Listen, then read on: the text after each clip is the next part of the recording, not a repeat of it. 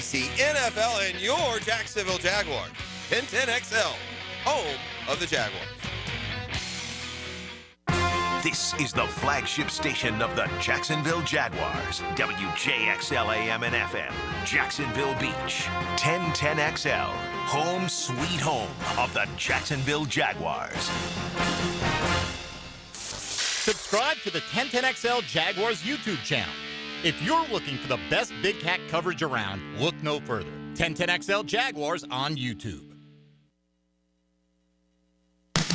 Now, the window world of Northeast Florida fifth quarter on 1010XL. Flavored by Hurricane Grill and Wings and Apex Roofing and Contracting. Here are your hosts, Ryan the Hacker Green, Leon Searcy, and Coach Gerald Ingram.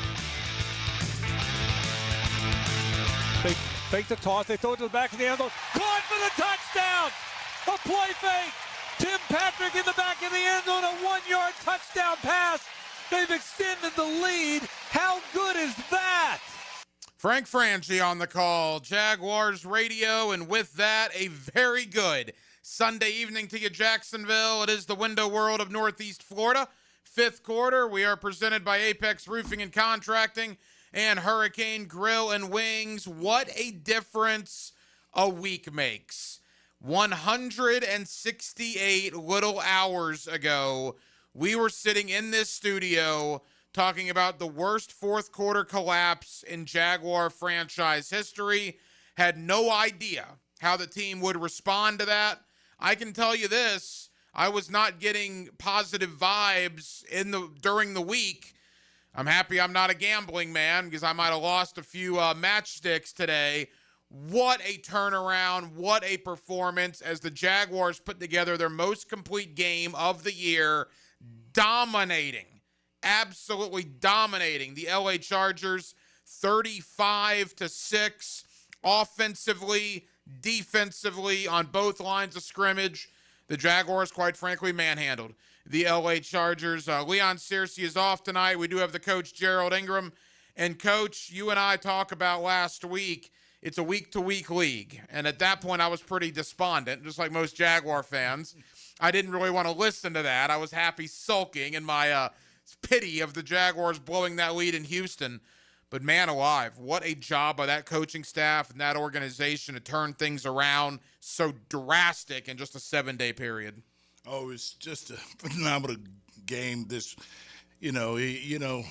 a coach's dream to have a game like this where your players bounce back and they listen to, what the message was, and the pride was on the line because we had to live the sour taste of what happened a week ago because that was not us. That's not who we are as Jaguars. But today was. The energy was there. The passion was there. The detail, to your execution, everything was there from a coach's standpoint, and they listened. So the hats go off to, Liam Cohen and their staff and coaching these guys up and making them and each group understand what's important. You're either in it or you're not. Mm-hmm. But no matter if you're in it or not, you have to play every week with your pride on the line. Now you say, hey, we got to play angry. Well, you got to play as a competitor. Now, if anger means being a better competitor than what we saw a week ago, that's every week, okay? You don't have a choice in the NFL. You have to play that way every week. Now, is it take a game like that to respond to what Liam is saying? And they did it.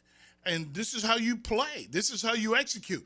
Plays went well for the coach. When you have a game plan and they do everything you asked them to do, that makes you confident as a play caller. You know how happy Liam's got to feel that whole game? Well, I want to ask you about Liam Cohen since we're on that topic. I thought, just the outside point of view, I want the coaching perspective from you. I thought from a media observer, it was by far and away the best play calling game that Liam Cohen has had. Now, is that simply a result of, well, they're not committing penalties, they're getting ahead of the sticks on first down, he can go into his bag of tricks a little bit more? I mean, it was night and day. That touchdown we played to Tim Patrick was a great call. There was a Johnny Munt play in the middle of the field. Again, a great call, the 4th and 1 pitch to Tootin. Yes. Again, a great call. I give Liam Cohen 2 giant thumbs up on the play calling today. Yeah, there were a lot of people that played their best, but definitely, it was his by far best play calling game. He was on, he was creative. They were exactly where they needed to be. They were exciting for the fans from the standpoint it wasn't the same old. How many people sat there and thought, oh, here we go, we're going to go quarterback sneak. Yeah. And he throws a sellout. That was beautiful. Every one of those situations were well-designed, well-detailed, executed. Everybody was where they were supposed to be. It was confidence for the players. It was confidence for the coaches. We won offense, defense, and special teams. Now, I don't know if this means a hill of beans or not. You tell me. 18 years as a running back coach in the National Football League. It was asked to Liam in the postgame presser. Trevor also addressed it.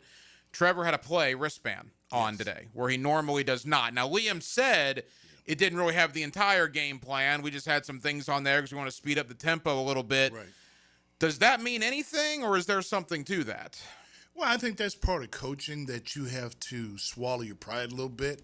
In the past, he's been comfortable with having, somewhat. You do what you think you do, but obviously Liam thought he had to do something different. Now, he didn't want to totally go with the full wristband, but anything that would speed the plays up, less motion. You got a new receiver out there. How much does he know?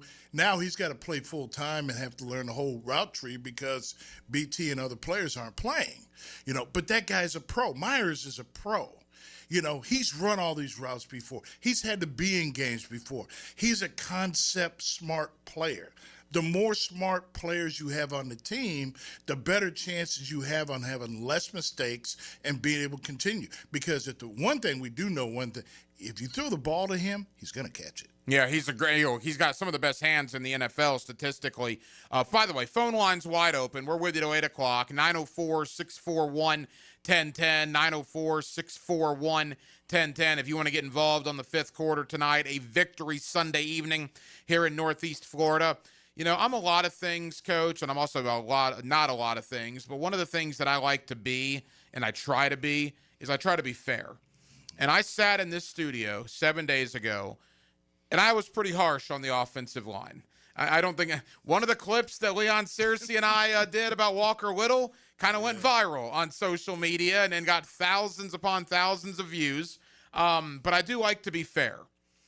Walker Little and the rest of the offensive line today, A-plus effort. I thought they were fantastic.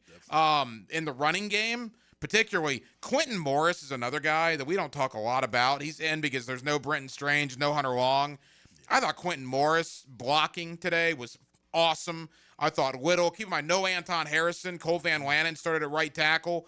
You see what Ezra Cleveland means to this running game. He was out last week. He was back this week. Hainsey Macari as well. For as critical of the offensive line as I was a week ago, I will give them their flowers today because that was an exact 180-degree different performance.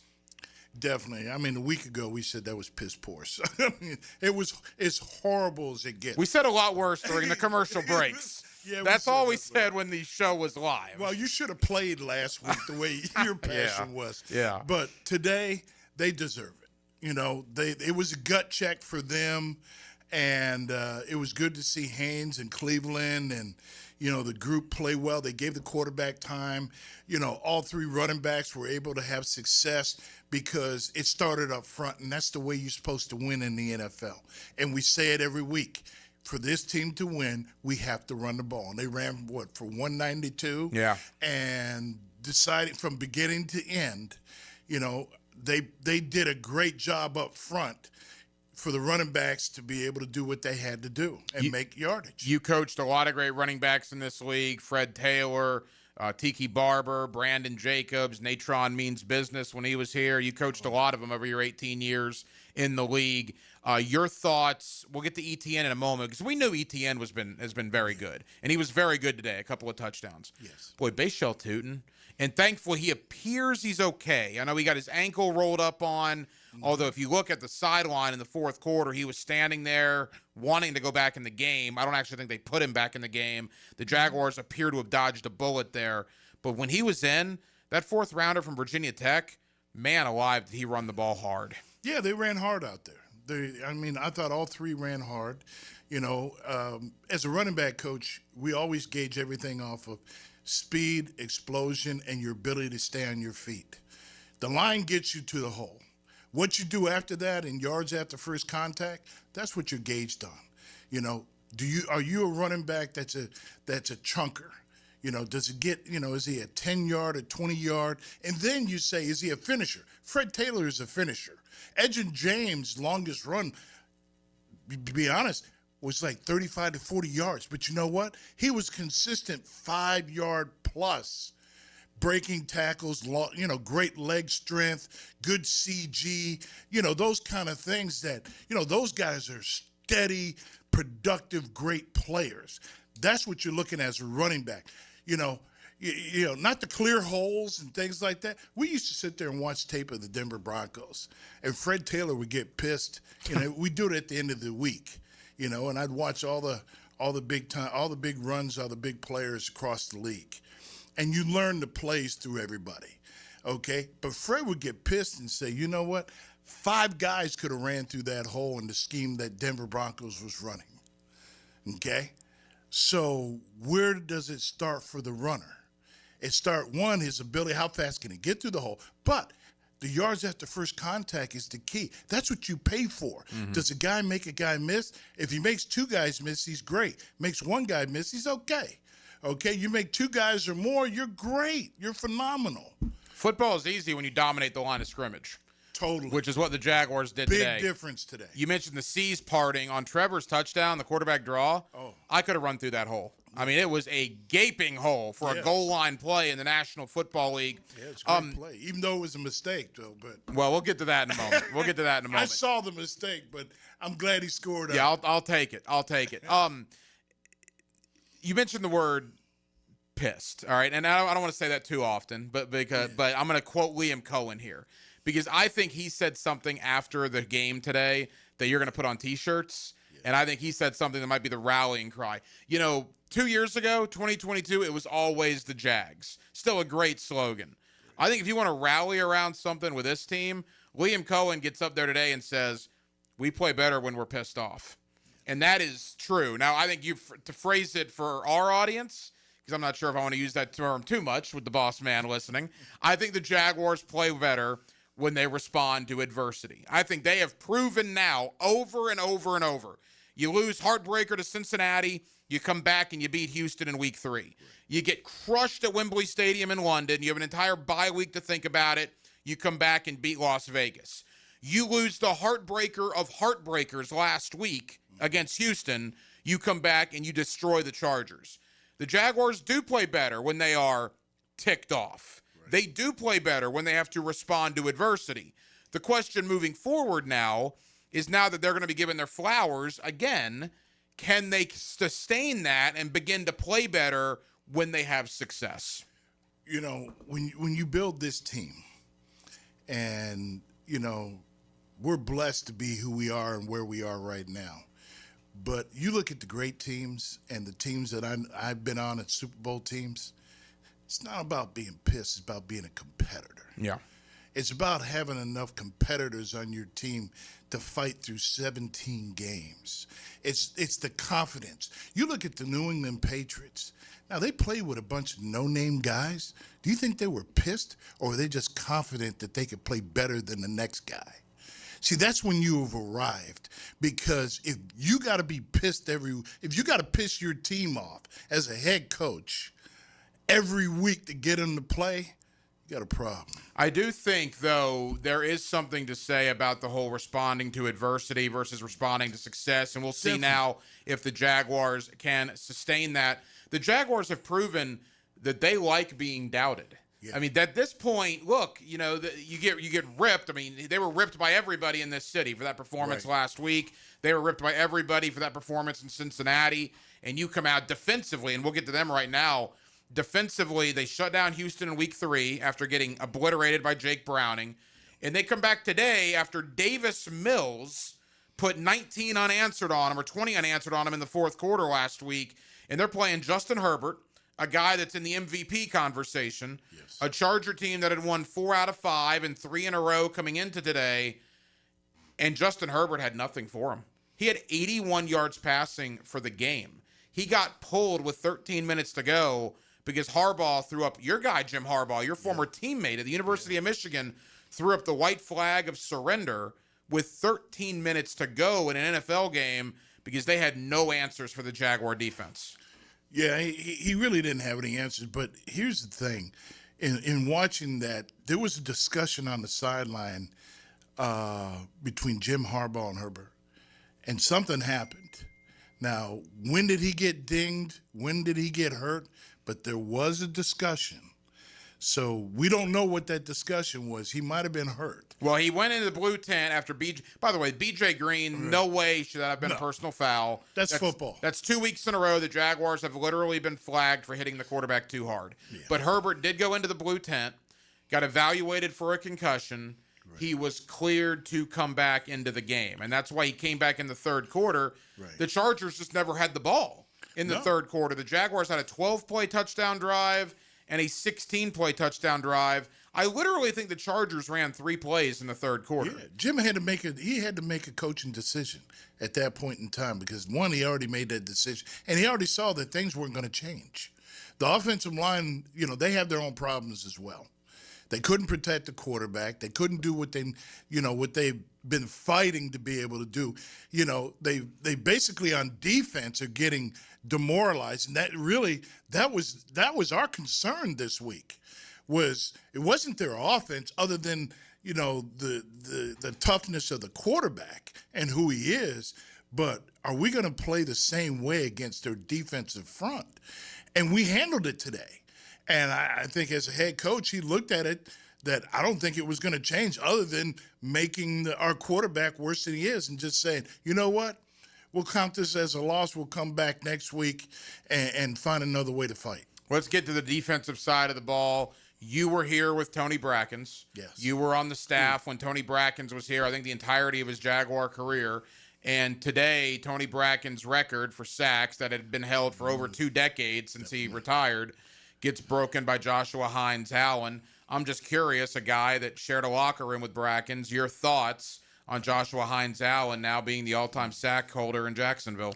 Oh, I'm extremely happy for him in Jacksonville. It's, anytime you can leave a legacy and break a record, but, we all know how good Tony Brackens is. You put Tony Brackens in this era of throwing the ball every down, Tony Brackens would be a Hall of Fame player. That's the kind of athlete he was. You really have to find a way to stop Tony Brackens. Tony Brackens athletically is like Julius Peppers. I mean, Tony was a beast out there. You could put Tony in the NBA basketball court, and he probably could play man-to-man with half of them.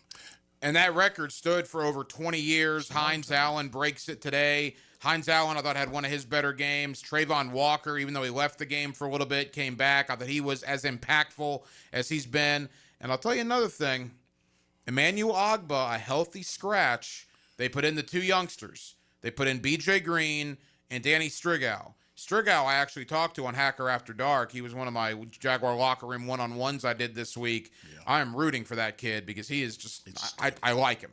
I like Strigow and I like BJ Green. Mm-hmm. And both of those guys today were more impactful than a lot of the Jaguar veterans behind Hines-Allen and Walker have been in the last couple of weeks. Yeah. Well, it was good to see Eric out there. He was involved in some plays out there and he penetrated.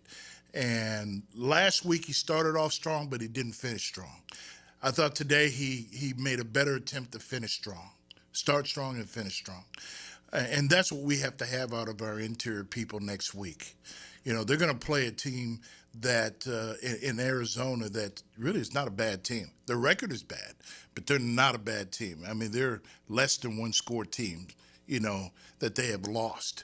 And he's going to be needed for 4 quarters next week, every one of them. We needed this game in the worst way. They actually proved that they can play a good, solid, perfect game, no penalties, win the game up front, and inspire everybody. The defense inspired, the secondary, the linebacker play. You know, the interception they made, you know what caused that? Foye was right where he needed to be. Mm-hmm.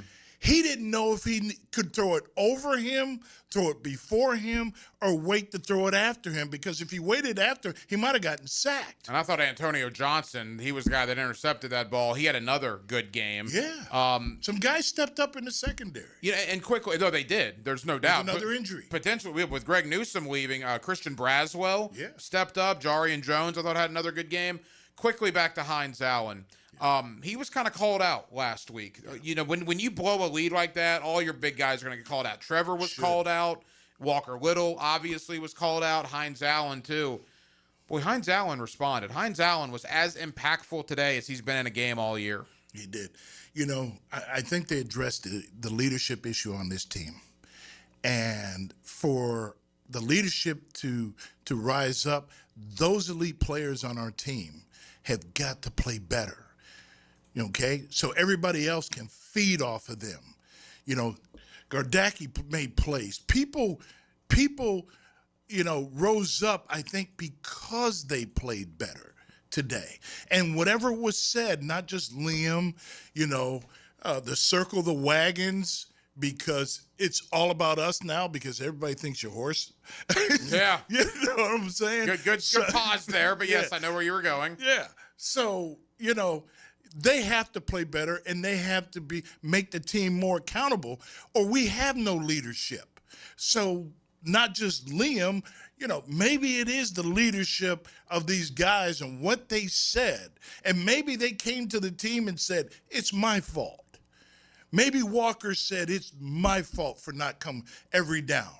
Allen saying, it's my fault for not being who I'm supposed to be, so you guys can see the example. Mm-hmm. Maybe they said that to them and owned it. And they should have owned it a week ago, because it was horrible.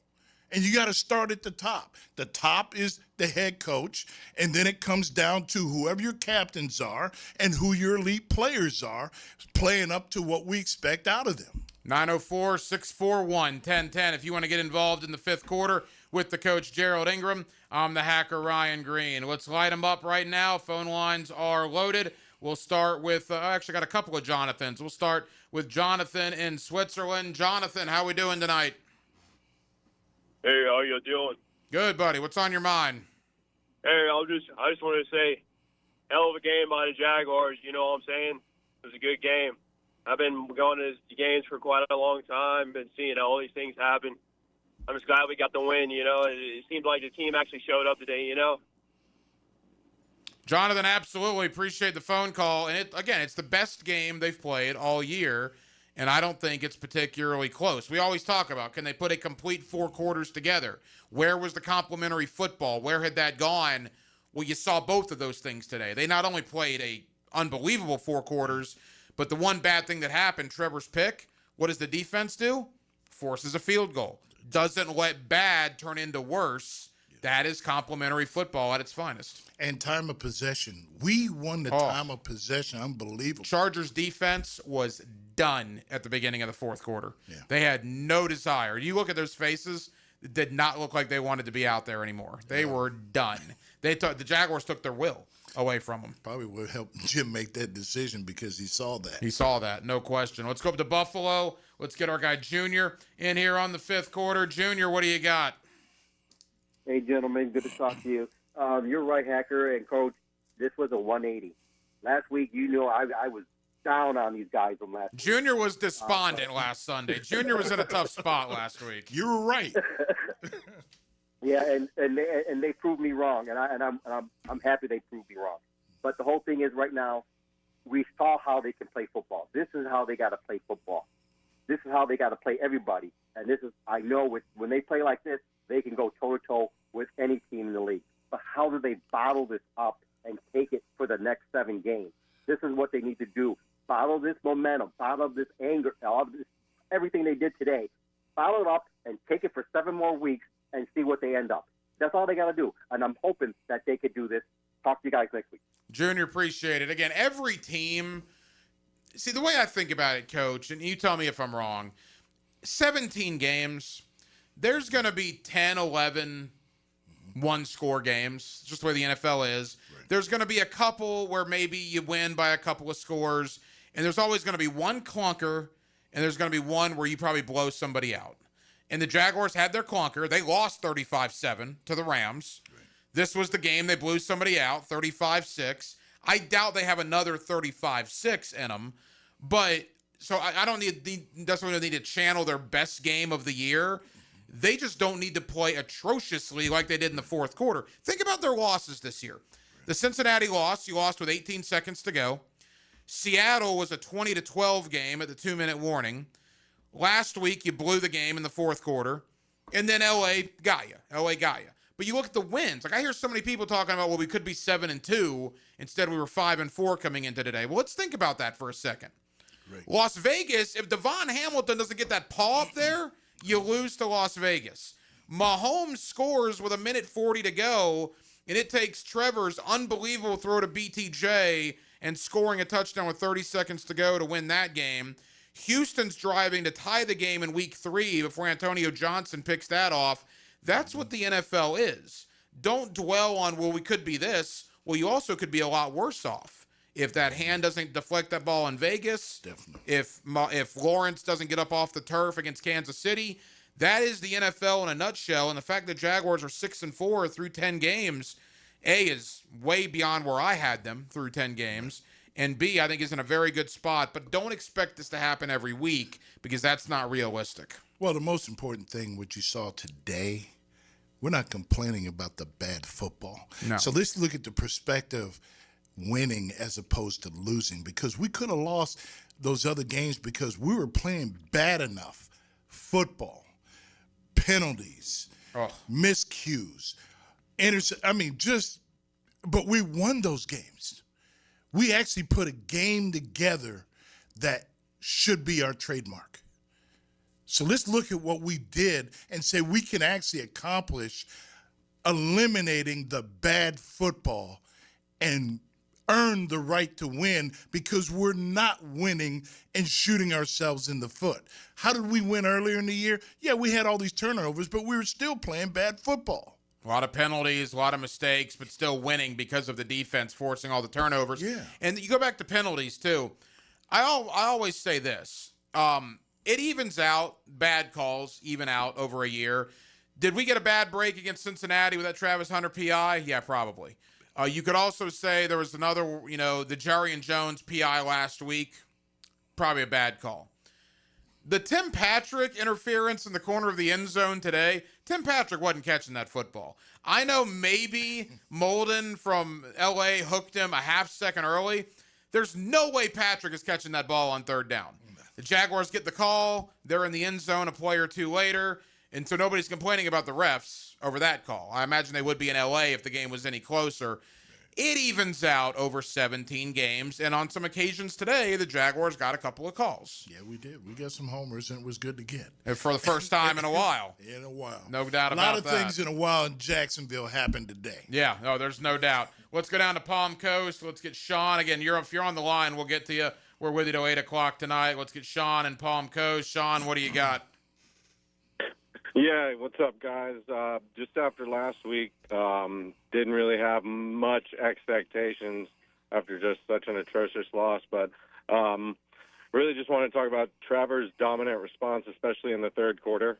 I'm not sure of the exact stat line in that quarter, but just felt like he was on fire, especially coming out of the half and then so on and so forth. But, yeah, just a huge win all around, defense, offense.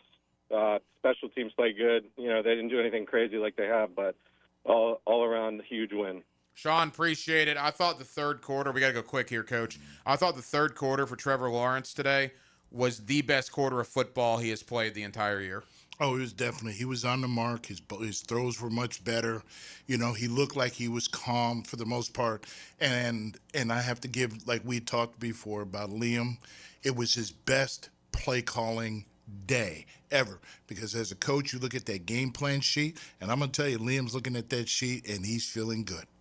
That is the coach, Gerald Ingram. I'm the hacker, Ryan Green. Jonathan, John, Darren, all you guys that are on the line, hang in there. You will be first up on the other side. The window world of Northeast Florida, fifth quarter. We are presented by Apex Roofing and Contracting and Hurricane Grill and Wings. 35-6. The Jaguars absolutely dismantle the Los Angeles Chargers. The Jaguars are now 6-4 on the year. And for an entire next week, we can still say, if the playoffs started today, the Jaguars would be in them. A lot more to do with you till 8 o'clock as the fifth quarter rolls on here on 1010XL and 92.5 FM. This is the flagship station of the Jacksonville Jaguars. WJXL AM Jacksonville Beach. WJXL FM Jacksonville Beach. Frank Franzi here for Coyle Fencing. Jacksonville is full of memorable sports moments. Remember Morton Anderson missing a chip shot field goal that launched the Jags into the playoffs in '96? You know who doesn't miss? Coyle Fencing. Coyle has been the fencing leader in Northeast Florida since 1927. Heck, Coyle has been installing fences since before Emery Bellard installed the wishbone offense. If you need a new fence, I recommend calling Coyle Fence today at 904-356-4821 or visit CoyleJacks.com. Coyle Fencing, proud partner of the Jacksonville Jaguars. Instant Keys. You don't have to go to the dealer. Instant Keys comes to you. Call 904-722-1111. Instant Keys saves the day if you've lost or broken keys. They can program new keys and remotes for nearly every make and model of vehicle at a fraction of the dealership cost. Fast, honest, and reliable locksmith service. Call Instant Keys, 722-1111. Joe C. for CSS Fireplaces and Outdoor Living. And if your dream is to create that space where you're living large in your backyard, then you need to get with the good people at CSS. They put a gas log in our fireplace, an awesome fire pit out back where the kids can toast s'mores and we can just hang out and watch the game. It's all part of your outdoor living experience with CSS Fireplaces and Outdoor Living. You dream it, we build it. CSS. Hey folks, Mike Dempsey here for Dandy Foods, a Jacksonville family business for nearly 70 years. Heck, I've been talking about them for over a decade. The Thompson family secret, Dandy is never frozen. Always fresh baked bread with quality meats and cheeses. No dry, crumbly subs here, only soft and tasty deliciousness. When I see that logo with the little guy with the cane on the label, it tells me I'm getting a trusted brand and a quality sandwich. So do what I do, stop in at a Circle K and make yours a Dandy today. It's the blog players put their pads on for. So we got to bring my thoughts and observations on our home team. That's what I share with you every week on my blog. Roland Reach Plumbing brings you Hayes Blog on 1010XL.com. Brian Wall here with Window World. You know that awesome feeling when you finally find that one place to go to that will give you a top quality product at a great price and then stand behind what they sell you? That's exactly what Window World does. Top quality, energy efficient windows at a great price that keeps more of your money in your bank account. With the absolute best guarantee in the window replacement business. That's why Window World has been the #1 window replacement company in the USA for years, selling more than 1 million windows each year for the past 8 years. That's a lot of satisfied customers, and you can be one too. Save money on installing new energy-efficient windows and save on your energy bills too. You can't lose.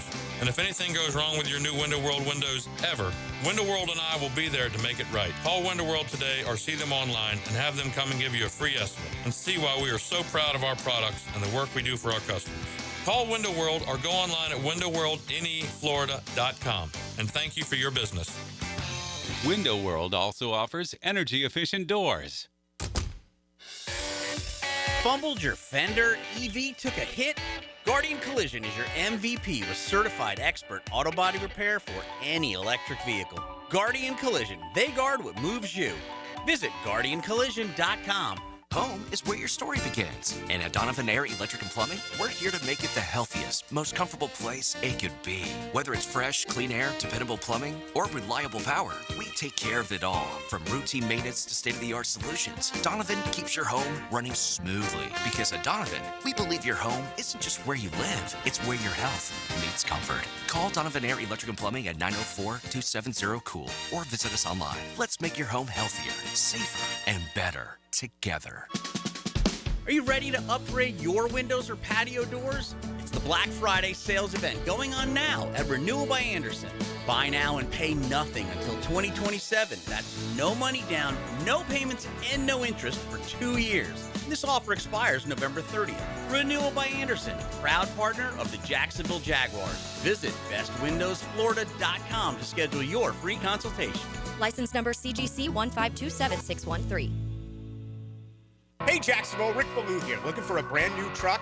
Right now, Crew Cab Ram trucks start at just $38,900 at Jacksonville Chrysler Jeep Dodge Ram West Side. And every new retail purchase comes with a lifetime powertrain warranty and no extra cost. From tough Ram trucks to adventure ready Jeeps, they've got the perfect ride waiting for you. Stop by Commonwealth Avenue or shop online at jackswest.com. Jacksonville Chrysler Jeep Dodge Ram West Side, proud partner of the Jaguars. 1010XL, presented by Farah and Farah, exclusive injury law firm of the Jacksonville Jaguars. When it's game time, Farah doesn't flinch. Putting an extra 60 minutes on the clock. The window world of Northeast Florida fifth quarter. Nailed down by Apex Roofing and Contracting and Hurricane Grill and Wings on 1010XL. They just get it off. They toss it to Tootin. Cuts back to the middle of the field. Over the shoulder. Into the end zone. Touchdown. He started left. Cut back to the middle of the field. And he's into the end zone. And Jacksonville has taken the lead. Frank Franchi on the call. Jaguars radio. Jaguar rookie tailback Base Shell Tootin finds the end zone every week here on the fifth quarter. We do give you an offensive player of the game. That offensive player of the game is brought to you by Universal Roof and Contracting. RJ, let's do it right now. The Universal Roof and Contracting Offensive Player of the Game. Universal Roof and Contracting presents the Offensive Player of the Game. Universal Roof and Contracting. The difference is universal. Base Shell Tootin averaging 4.9 yards per carry. Got it 15 times for 74 yards and the touchdown. Honorable mention to ETN, who also found the end zone twice. But Travis has been the offensive player of the game a few times this year. We want to spread the wealth a little bit. And, Coach, I thought the rookie from Virginia Tech had a terrific game. He did leave injured, although we think, don't have definite word, but we think he's going to be okay. He was on the sideline, looked like he wanted to come back in. I don't believe he actually did come back in. We'll get more clarity on that as the week goes on. Hope for the best there, but what a game he had today. Yeah, he had a good game. He hit the holes hard. He hit it fast. Kept his feet moving. You know, he was keeping the drives alive and keeping it positive, and getting necessary yardage that we needed in the run game. All right, back to the phone lines we go. 904-641-1010. If you want to get in, the Jaguars a 35-6 winner over the LA Chargers. The Jaguars now sit 6-4 on the year. Let's head downtown. Let's get Darren in here on the fifth quarter. Darren, go ahead. Hey, guys. I just want to say, God, after being so despondent last week, I didn't know if I could muster up the energy to go to that game today, but I did. Had a wonderful, wonderful, wonderful time. And I knew this team could do it. Hacker, I want to mention something that I don't think a lot of people are looking at the whole picture of the season right now, that the Jaguars, let's take out Seattle and let's take out the Rams. In those other 8 games, the Jaguars have averaged 27 points a game and have given up a little over 21, like 21 and a half points a game. So this team is not a bad team. They're not garbage. They had one really dumpy game, which any team can have. We've learned that from Sunday to Sunday in the NFL against the Rams. The 2 losses that they had, we've already talked about that. And I know you mentioned, yes, that's the NFL, though. And so you know what? This team is going somewhere, and I don't mean necessarily this year. I hope we make it to the playoffs, but we're going in the right direction. This is not a team that we're like, oh, woe is me, woe is me. But the offense is not as bad as it seems, or people wanting to say the same old Jags. It's not that way, man.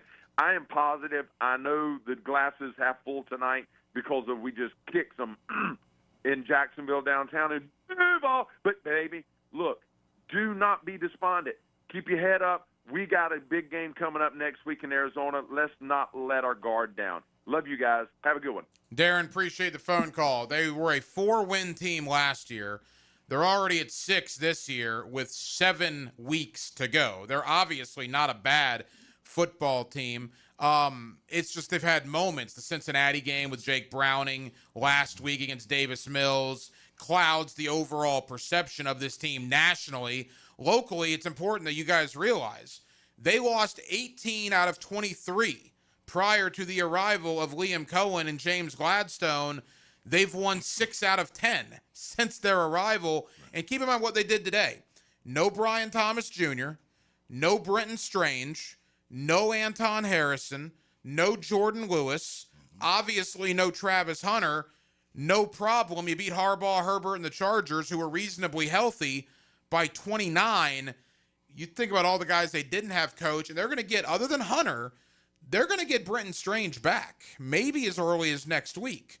They're going to get Brian Thomas Jr. back, maybe as early as next week. They're going to get Jordan Lewis back at some point. They'll get Eric Murray back at some point. They'll get Anton Harrison back at some point. You just stay the course, and you want to get healthy and play your best football in November and December, and maybe the Jaguars started that today. Well, you know, when you have a chance as a coach to change the culture, the best thing that can happen to you is winning. And that's what's happened. And when you see them actually start listening to the head coach and what's needed to, you know, to win and play good football and be in the hunt, you know, and, you know, you got to last through the ups and downs of the roller coaster ride in the NFL, and hopefully you eliminate the roller coaster ride and you find ways to win. We found a way to win. We know what's necessary to win. Now, do we do it every week? Do we get in a funk when things don't go our way? Do we handle the adversity? Not the next week. Do we handle the adversity as the game goes on? That's the key, because things may not go your way in the first quarter. And then you got to find a way to win the second quarter. Then you got to find a way to win the third quarter. Then you got to find a way to win the fourth quarter. And did it mean enough to you to handle the adversities of the game? To that point, Trevor's pick was a bad one. All right? No doubt about it. Yes. You want to talk about responding to that, though? Now, we've seen Trevor throw bad picks, and then it's just not good the rest of the game. Trevor threw that bad pick, I believe, in the second quarter. I thought the third quarter today was the best quarter of football he's played all year. I liked seeing that. It's the Trevor Lawrence experience. Yeah. You threw an awful pick. It was a terrible throw. Moved on. You moved on, and in a third quarter, man, you were as good as any NFL quarterback you'll see playing today. Yep, finding a way, because what did we say a week ago? You got to find a way. What did Liam say? You got to find a way to go ahead and put your foot on somebody's neck. Yeah. And we did today. There's no doubt. We weren't settled. A week ago, we settled in the second half. And we allowed that team to feel that they had a chance, and they did, with a backup quarterback. Are you kidding me? Really? All right, let's not relive last week. No, Davis Mills did that to you, but think about what you did today to Justin Herbert. Chargers don't like coming to Jacksonville. They blew a 27-point lead in the playoffs last time they were here, and today they lose by 29. Let's head to Jonathan. He's been on hold forever. Jonathan, what's going on? Duval! Indeed. Good night to be a Jaguar fan. Offense and defense looked very efficient today. Only one penalty. That Antonio Johnson interception was huge, and no punts today. Yeah, Logan Cook had an easy day at the office. Jonathan, appreciate the phone call. That's a good point. How about Logan Cook? He had to hold on the extra points, and that was the extent of Logan Cook's work today. When your punter doesn't have to punt the football, sometimes hypothetically, I guess that could be bad. Maybe you're turning the ball over at nauseum. But my goodness, no punts, no field goals. I know they were talking to Brian Sexton on the Jaguar postgame show. He's like an encyclopedia when it comes to the Jaguars. I can never remember, and he couldn't either, a game where the Jaguars did not kick a field goal, nor did they punt the ball one time. Yeah, it's amazing. I don't remember the last time they played this well. Yeah. As a whole team. You know, it was so efficient on every aspect of the game. You want to talk about a fan favorite game? If you were at this game, you couldn't have been more excited. I know Harbaugh was a former teammate of yours, and you are a Michigan man, but I thought it was funny. I watched his post-game press conference. I mean, what are you going to say? He went to the podium there, and he's like, they beat us in every aspect of football. Yeah. I mean, what do you want me to say? They were more physical. They outcoached us. They outplayed us. And then he tells the media, all right, what do you got? I mean, what are you supposed to say if you're the coach when you get flat out embarrassed like that. Well, he pulled an Eminem. Yeah. Is what he did. There isn't much you can say. You'll go to the players and ask them one-on-one, what happened and why didn't you respond? And, that's not the same team we saw a week ago and those kind. We've been there. Yeah. Okay. We were there in London. Yeah. 35-7 loss in London turns into a 35-6 win today. Both LA teams, Rams in London, Chargers here. Yeah. And that's the NFL for you. Let's head to Green Cove Springs. Let's get John in here on the fifth quarter on 1010XL. John, what's going on? Hey, guys. Hey, good job tonight and every week, man. You guys bring it every week, and I really appreciate you guys. Win or loss, you guys do an excellent job on the fifth quarter. I will say that it is very encouraging, this win. If we can handle our business in the next 2 weeks, I know the word doesn't want to be used right now because we're the Jaguars and it's happened before, but we control our destiny if we can take care of business. That we have 2 with Colts and 2 games to kind of prove that we belong in the AFC South race. That's exciting for November. John, appreciate the phone call. It's a great point. And look, the Jaguars are in no position to look ahead of anybody, but we're in the media, so we can do that. The next 2 weeks, you play the 3-6 Cardinals, and you play the 1-9 Titans. Both are road games. Now, Tennessee almost beat Houston today. Houston had to kick a last-second field goal to win 16-13, but the Jaguars are in a prime spot because the Colts have already used up both of their Titan games. The Texans now have used up both of their Titan games. The Jaguars haven't played the Titans yet. Now, the Texans went 2-0 against Tennessee. The Colts went 2-0 against Tennessee. If Jacksonville can match that, you can begin to make up some ground on Indy and maybe separate yourself from Houston if you take care of business. You also have the Jets remaining on the schedule. Those 4 right there, Arizona, Tennessee, and the Jets, are 3 of arguably the worst 5 or 6 teams in the league. Yeah. And look, the opportunity is there, and that's all you want. Getting close to Thanksgiving, you just want an opportunity, and the Jaguars certainly have that. Well, what we did was we played up to our ability, and if we handle our business and play with detail, we played with detail today. We played with good footstep. We played with great takeoff on defense. We attacked people. When we blitzed, we attacked people. When we showed blitz and then bailed out, we got to where we needed to be in coverage. There were a lot of good things if we just continue to handle our own technical business and be smart with our team, play intense, play happy, play enthusiastic football like you did today, play with the confidence, practice that way so we can see the efforts. The details matter in winning. So let's see how much confidence we got from this week going into next week, and let's grow. Let's work into you. You want to talk playoffs? Act like you belong in the playoffs right now. It's a week-to-week league. Again, obviously, Arizona right now is losing 35-10 at home to San Francisco, and they're going to fall to 3-7. They're not exactly playing great football. We know Kyler Murray's out. Potentially Marvin Harrison Jr.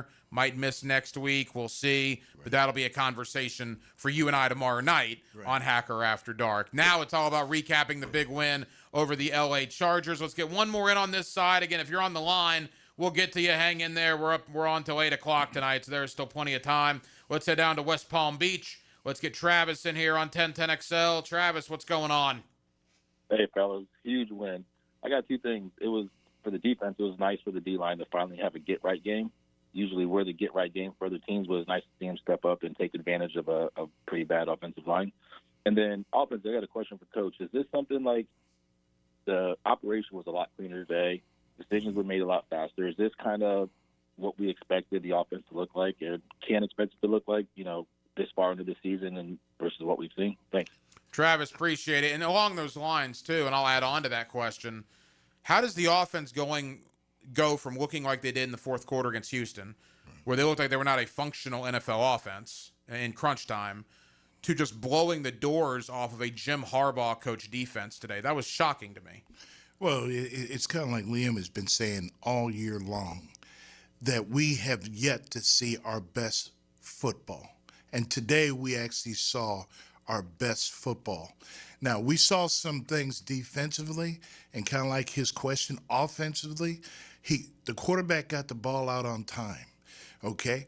But I think some of that is just the daily coaching, okay? The quarterback started to respond on, hey, it's a three-step, it's not a 3 and a hitch. It's not a 5 and a hitch. You know what I mean? Now, if you got to make a play because they're playing great coverage, that's a totally different deal. But being able to play with good accuracy, understanding the coverage, I thought he did a good job of diagnosing the coverage and where, Liam thought the ball should go. He did a good job because now it doesn't become a protection issue.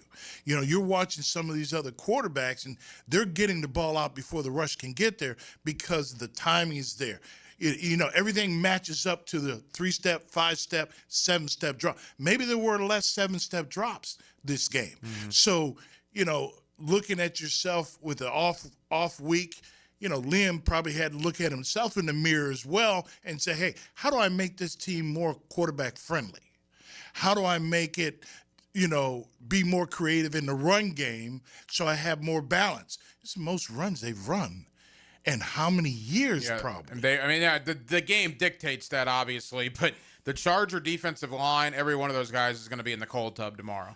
The offensive line for the Jaguars just beat them up run after run after run. Right, but listen to what you just said. You beat them up. Yeah. That's what you want your offensive line to do. That's what your offensive line wants your coordinator to do.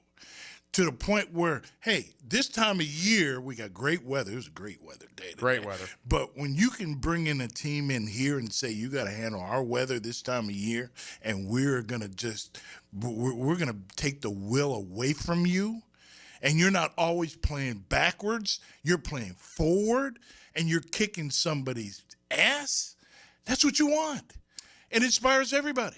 It inspired the fan base, the whole organization. What a victory, 35-6, the Jaguars over the Chargers. Dean, Jim, hang in there. You'll be up on the other side. If you want to get in, there is room for you, 904-641-1010. We will come back with the defensive player of the game as well. Glad you're with us. The window world of Northeast Florida, fifth quarter. We're presented by Apex Roofing and Contracting and Hurricane Grill and Wings with the coach Gerald Ingram, the hacker Ryan Green with you till 8 o'clock right here on 1010XL and on 92.5 FM. Homeowners, storms don't wait, so why should you? Protect your home and your wallet with Universal Roof and Contracting. Save up to 20% on roof replacements and repairs now through November 13th. Financing available with payments as low as $115. Call 855-ROOF-HELP for your free inspection. Universal Roof and Contracting. Protecting your home, building your trust. License number CCC 057165, CBC 1258484. UniversalRoof.com. Hey, Jags fans, Tommy Mack here. Crown Royal is the official whiskey of the Jacksonville Jaguars. This season, it's not game day without the generous spirit of Crown Royal. Whether you're at the tailgate, in the stands, or watching from home, Crown Royal is the reason and the reward for coming together. Grab a glass with Crown Royal Rig at a stadium near you, because we'll be sharing the generous spirit with fans across the country. Crown Royal, fueling game day with generous spirit. Visit crownroyal.com/Royal Rig on the Crown Royal Rig Tour. Please drink responsibly. Mike Dempsey for Apex Roofing and Contracting of Jacksonville Beach. If your roof's got any damage, if it leaks, if it's just old and ugly, call my friends at Apex Roofing. But Mike, roofs are so expensive. It's true, quality roofing is not cheap, but Apex Roofing has up to 100% financing available, so you don't have to compromise quality for budget. Apex Roofing, no shortcuts, no stress, just quality work with financing available. Reach for the peak with Apex Roofing and Contracting in Jacksonville Beach. ApexRoofingFL.com. This football season, Hurricane Grill and Wings is your game day getaway. Catch every play with the perfect drink in hand. Handcrafted cocktails like the Millionaire Margarita, Spicy Guavarita, Old Fashioned, or the Red Bullerita. Beer more your style to watch the games? Enjoy an ice cold Bud Light. Game day cocktails and Bud Light specials are here all season long at Hurricane Grill and Wings. Find a restaurant near you at hurricanewings.com. He caught the game winner from Danny Warfel and never looked back. Former Gator Chris Goring joins Dan and Jeff on The Drill Tuesday mornings at 7:20 on 1010XL. Protected by the personal injury attorneys of Farah and Farah. I'm Chris Campione. Veterans have given so much in the service of our country, but when it comes to legal challenges, you shouldn't have to fight alone. At Campione Law, we're here to help veterans like you get the support and compensation you deserve. Whether it's a workplace injury, a personal injury claim, or navigating a veteran's disability claim, we'll stand by your side every step of the way. Your service to our country matters. Let us serve you with the dedication and respect you deserve. Call Campione Law for a free consultation today. Campione Law, fighting for veterans, fighting for justice. Visit CampioneLaw.com. Campione Law. Hey, it's Angela and Brian Wall. How many companies do you know in this day and age that actually want their potential customers to call their competition and get quotes from them? That's what WonderWorld wants you to do. WonderWorld knows there are other window companies out there, but we also know those other guys. When compared to WonderWorld, they can't offer you the quality at the price that WonderWorld can. And with Window World, you get the absolute best guarantee there is in the window replacement business. If anything goes wrong with your new WonderWorld windows, 5 years from now, 10, 15, 50, WonderWorld and I will be there to fix it for you. You get peace of mind with WonderWorld, and to top it off, WonderWorld windows increase the value of your home. So look what you get with WonderWorld. Quality windows, low price, the best guarantee in the business, energy savings, and an increase in the value of your home. A win-win for you. Call Window World today and get your free in-home estimate or see them online at windowworldneflorida.com. Window World. Simply the best for less. Thank you for your business. Window World also offers energy-efficient doors. I'm Clayton Bromberg, the president of Underwoods. One of the biggest changes we've seen in fine jewelry over the last 25 years has been the growth of jewelry designers. At Underwoods, we're the leader, bringing to North Florida the best names in designer jewelry. In fact, we carry designer lines in a similar way to how clothing stores carry designer labels. The difference is that jewelry designers have to be a little more timeless in their presentations because nobody wants to buy a fine piece of jewelry only to find out the next year it's gone out of style. That's why you'll find at Underwoods the best of the jewelry designer names, those that are tried and true and popular. Names like David Yerman, Roberto Coin, John Hardy, Marco Bichigo, Jude Francis, Lagos, Hippolyta, and a lot more are all available right now at Underwoods. So if you want the best looks in designer jewelry, stop by Underwoods. San Marco, Avondale are the shops of Ponte Vedra.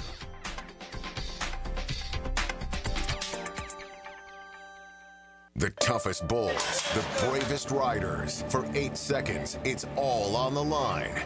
Glory or nothing. These are cowboys who face down danger, defy the odds, and push themselves beyond limits most wouldn't dare. This is their world, where legends are made on the backs of ranked bulls. It's bull time, Jacksonville. PBR Bucks into ViStar Memorial Arena February 20th and 21st. Get your tickets now at pbr.com/tickets. 1010XL, presented by Farah and Farah, exclusive injury law firm of the Jacksonville Jaguars. Focused, fueled, fearless, Farah. Bringing you an extra quarter of football. The window world of Northeast Florida, 5th quarter, nailed down by Apex Roofing and Contracting and Hurricane Grill and Wings on 1010XL. Dropping is Justin Herbert. 4-man rush. Scrambles away. He gets hit. He's going to get sacked. Josh Hines Allen got it. 3rd sack of the day for Jacksonville. Back at the 28-yard line. Now, after that sack, Josh has set the franchise career record for sacks. Congratulations to Josh Hines Allen. Frank Franchi on the call. Jaguars radio, a big day for Joshua Hines Allen as he sets the franchise record, passing the great Tony Bracken's now 56 sacks in a Jaguar uniform. That is the most of any player that has ever played for the Jacksonville Jaguars. Every week here on the 5th quarter, we do give you a defensive player of the game. That defensive player of the game is brought to you by our friends at Superior Fence and Rail. RJ, let's do it now. The Superior Fence and Rail defensive player of the game. Jacksonville's building a fence along the goal line. This is the Superior Fence and Rail defensive player of the game. Superior Fence and Rail, where quality matters. 30-plus years of Jaguar football, nobody has ever gotten to the quarterback or taken the quarterback to the ground as much in a Jaguar uniform as Josh Hines Allen. Now 56 sacks in a Jaguar uniform. Again, Coach, passing a guy you knew very well when you coached here with Tom Coughlin, the great Tony Brackens? I said Tony Brackens was a phenomenal player, but this, to reach the mark that he reached, is a heck of an accomplishment. And hats off to him, to enjoy this night and this victory and being a true leader out there, because you can't be a leader out there unless you play the way that he played. He played physical, and that's what he needed, and everybody rose up with his physicalness. So it was good for him, and hats off for him. I think he responded, because there was some criticism towards Hines Allen last week in that effort against Houston. He, to me, had his best game of the year for the Jaguars in their win today over the L.A. Chargers. 904-641-1010. If you want to get involved on the fifth quarter with the coach Gerald Ingram, I'm the hacker Ryan Green. Leon Searcy off tonight. Let's head out to the beaches. Let's get Jim in here on 1010XL. Jim, what do you got? Good evening, gentlemen. I wanted to ask about the play with Gardak in the fourth quarter. I'm blind, so I couldn't actually see the play. You understand, but I was wondering why that wasn't a sack, because if I heard Frank and Jeff correctly, he went out of bounds behind the line of scrimmage, which I was always taught that's a sack. So I was wondering if you could explain why it wasn't a sack to me. Jim, appreciate it. I'd have to look into that, to be honest with you, because he did go out behind the line of scrimmage. But Dennis Gardeck, and again, it'll be a big week for him. Dennis Gardeck, for people that don't know, is kind of like the Dewey Wingard of the Arizona Cardinals. He was an undrafted guy that spent like 8 years in Arizona, and Arizona fans were really upset when they released him. He had a torn ACL last year. He comes to Jacksonville, has been a valuable addition to this roster. He now goes back to Arizona next week, so I'm sure there'll be a lot of emotions for Dennis Gardeck. I think he's been one heck of a pickup in the middle of the offseason. He's done really well for the Jaguars. Oh, he definitely played better today. Last week, there were some times where he rushed, and you couldn't even find him on the film anymore. He was just getting ushered up the field. But today, he penetrated, he played hard, he helped close the pocket. I thought he was another guy. His motor was up today, and it definitely showed. He played much better, and I thought some of the schemes that we used today on the defensive side of the ball was much more intent to getting to the quarterback. Gardeck was credited for a tackle for loss, and now I do remember, I think that was an RPO that Herbert ran, or Trey Lance, or whoever it was. Yeah, it went out of bounds, but I mean, it might be recalibrated. It might be recalibrated, but I think the thought was it was an RPO where the quarterback wasn't intending to throw the ball. It was a quarterback run, and Gardeck ushered him out of bounds. And when the quarterback's intent is to run and not even look downfield to throw the ball, I don't think you get credited for a sack if it's behind the line of scrimmage. Yeah, it just depends on how they relook at that. And the NFL does that. It usually comes out on Monday. But right now it's a tackle for loss, not a sack. We'll see if that changes. Let's head to the south side. Let's get Dean in here on the fifth quarter on 1010XL. Dean, go ahead. Yeah, before I get to my main point, I wanted to compliment the coach. I really enjoyed his candid observations of today's modern football play. Appreciate that, really, Dean. Thank you. That's the way it is. But the schedule, I wanted to get to the schedule. So the Jags have 7 games left, and 4 more within the division. Obviously, the dumpster fire in Houston, and then trying to catch Indy as the leader in the division, and then Denver and the Arizona and New York, which is another dumpster fire. So, I mean, they have every reason to catch Indy with 2 games left, head-to-head, though. So I think as long as they play and come out focused, and not, play down to the competition as they have, they should win the division, not have to worry about the wild card playoff. Dean, appreciate the phone call. That would certainly be the hope. Again, I don't know if you're going to catch Indy. I was wrong about Indy. I will give them this. I thought it was fool's gold the first month or so of the year. Indy's good. You're good. And I don't think they've played as tough a schedule as Jacksonville. They still have to go to Seattle. They have to go to Kansas City. They have to play the Texans twice. They have to play the Jaguars twice. And they still have to play San Francisco. We're going to find out about Indy beginning next week. But they're 8-2. And let's cut the bull. When you've won 80% of your games in the NFL, you're a good football team. So I'll give Indianapolis a ton of credit. Plus, you got to look at our schedule. Our tough schedule was in the beginning. Their tough schedule's at the end. Yeah. Now, the thing that, just like in college football, when you play those tough games, and then all of a sudden we're part of that, your recovery time is a little bit different. We've played those games. They have to recover and play us. So that's a good thing for us. If we handle our business, we put ourselves in position to be in position. That's one thing we used to say when we were in the NFC East. It's a physical brand of football when you play NFC East. We used to just cancel each other out. Philly was tough, Dallas was tough, Redskins, they were tough, and we cancel each other out. And now that they're playing their tough games at the end, they have a harder time to recover. Now, just like the caller said, we should not play down to the ability of certain teams that we have to play. They're all good, but let's not play down to the Jets. Let's not play down to Arizona. Let's get ourselves to play our best ball now. That will give us in position to be in position. Or just for pride itself, to play our best ball this time of year. 904-641-1010. Phone lines are open if you want to get involved. And we got a couple of open phone lines for you now on the fifth quarter with the coach, Gerald Ingram. I'm the hacker, Ryan Green. You look at the schedule next week. You got to lump Houston in, right? Because Houston's 5-5. Houston plays Thursday night against Buffalo. What an interesting game that should be. Indy goes to Arrowhead next week to play Mahomes and the Chiefs in Arrowhead, while Jacksonville goes to Arizona. So, in a perfect world, Josh Allen takes that mojo with him on Thursday night, beats Houston. Indy loses at Arrowhead, which certainly is plausible. And the Jaguars beat Arizona. Tough game on the road, but if they do, Jaguars could be one game back this time next week. We'll see. But it's fun. Last year, and look, for a majority of the last 15 years, there was no conversation about division championships as we were approaching Thanksgiving. Only 2017 and 2022.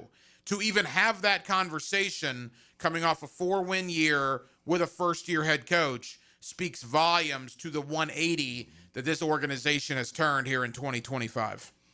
All we got to do is find a way to taste the turkey.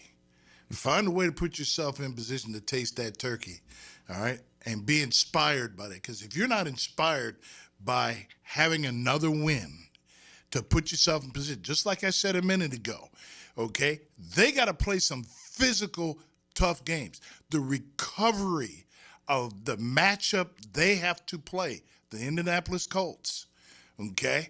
We have a better recovery if we just handle our own business compared to how they have to recover, because they also have to play against us, and we expect it to be a physical game. No question about it. Let's head to Orange Park. Let's get Mike in here on the fifth quarter on 1010XL. Mike, what's going on?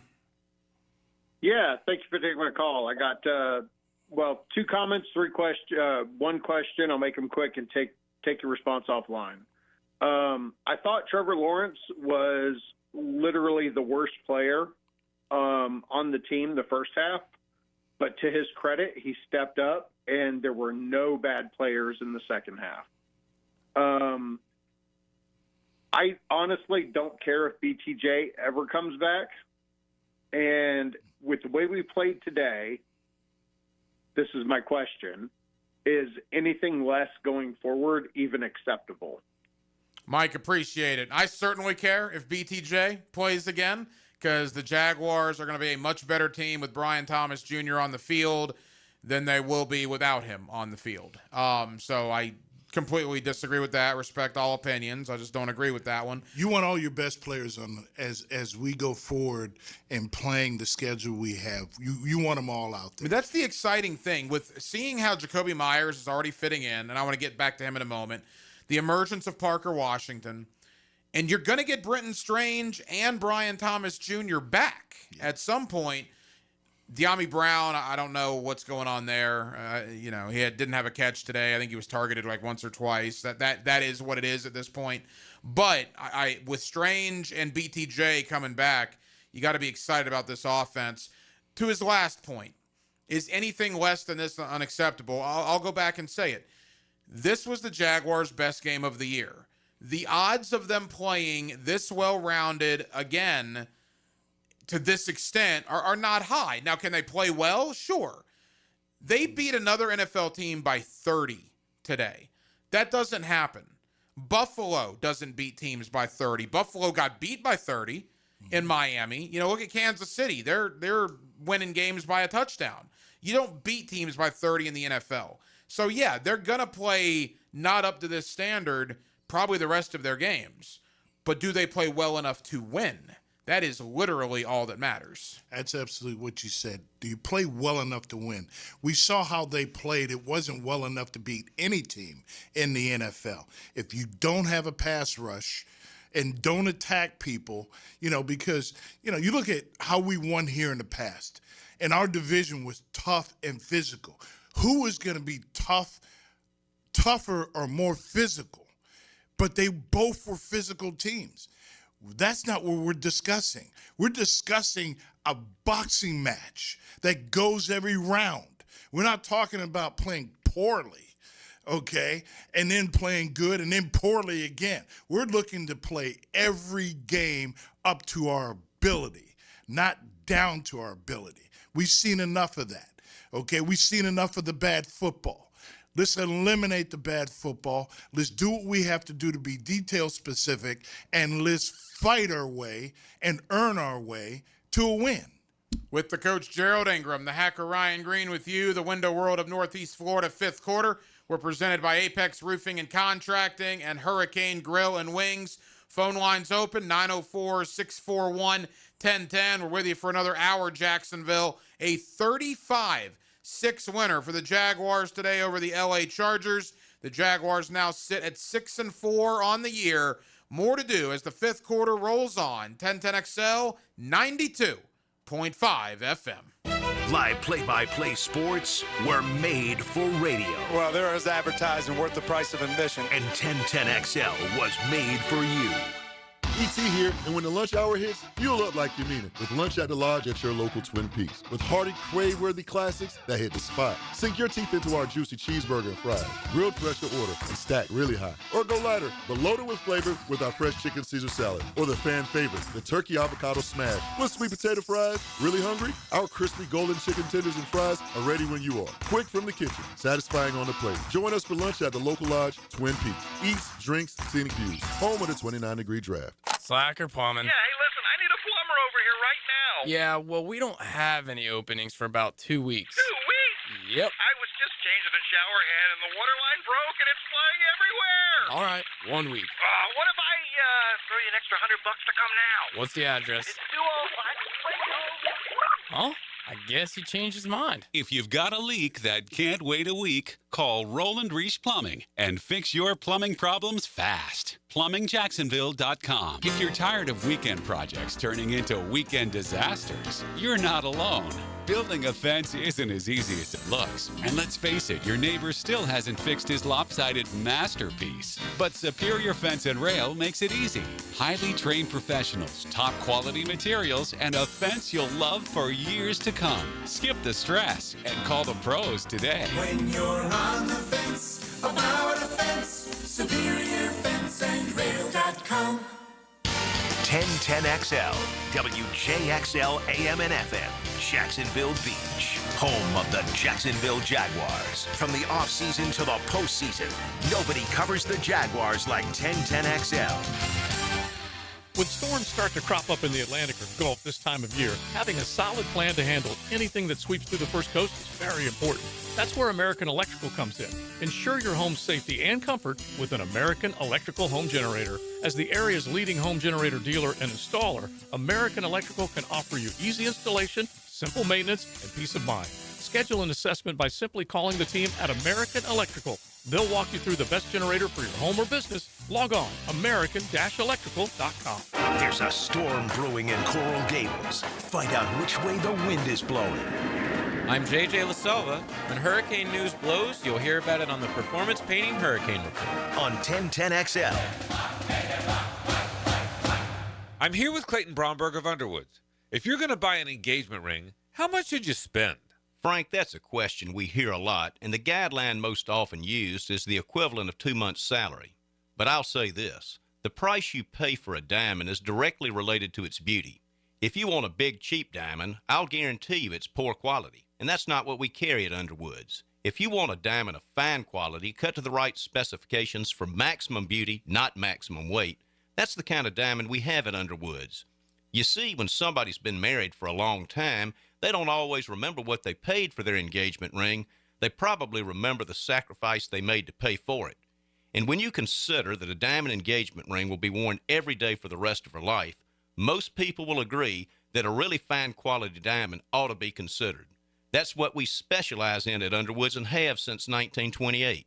That's Underwood's in San Marco, in Avondale, the shops of Ponte Vedra, Underwood Jewelers. Clogged toilet, too much paper, deeper blockages, or one of your child's Hot Wheels could be the culprit. Superior Plumbing and Pipeline and handles toilet clogs fast. If your toilet's clogged, make the superior choice. Learn more at superiorplumbingjacks.com. Are you ready to upgrade your windows or patio doors? It's the Black Friday sales event going on now at Renewal by Andersen. Buy now and pay nothing until 2027. That's no money down, no payments, and no interest for 2 years. This offer expires November 30th. Renewal by Andersen, proud partner of the Florida Gators. Visit bestwindowsflorida.com to schedule your free consultation. License number CGC 1527613. Need electric vehicle repair? Guardian Collision is expert certified for any electric vehicle. Trust the home team for auto body repair on your EV.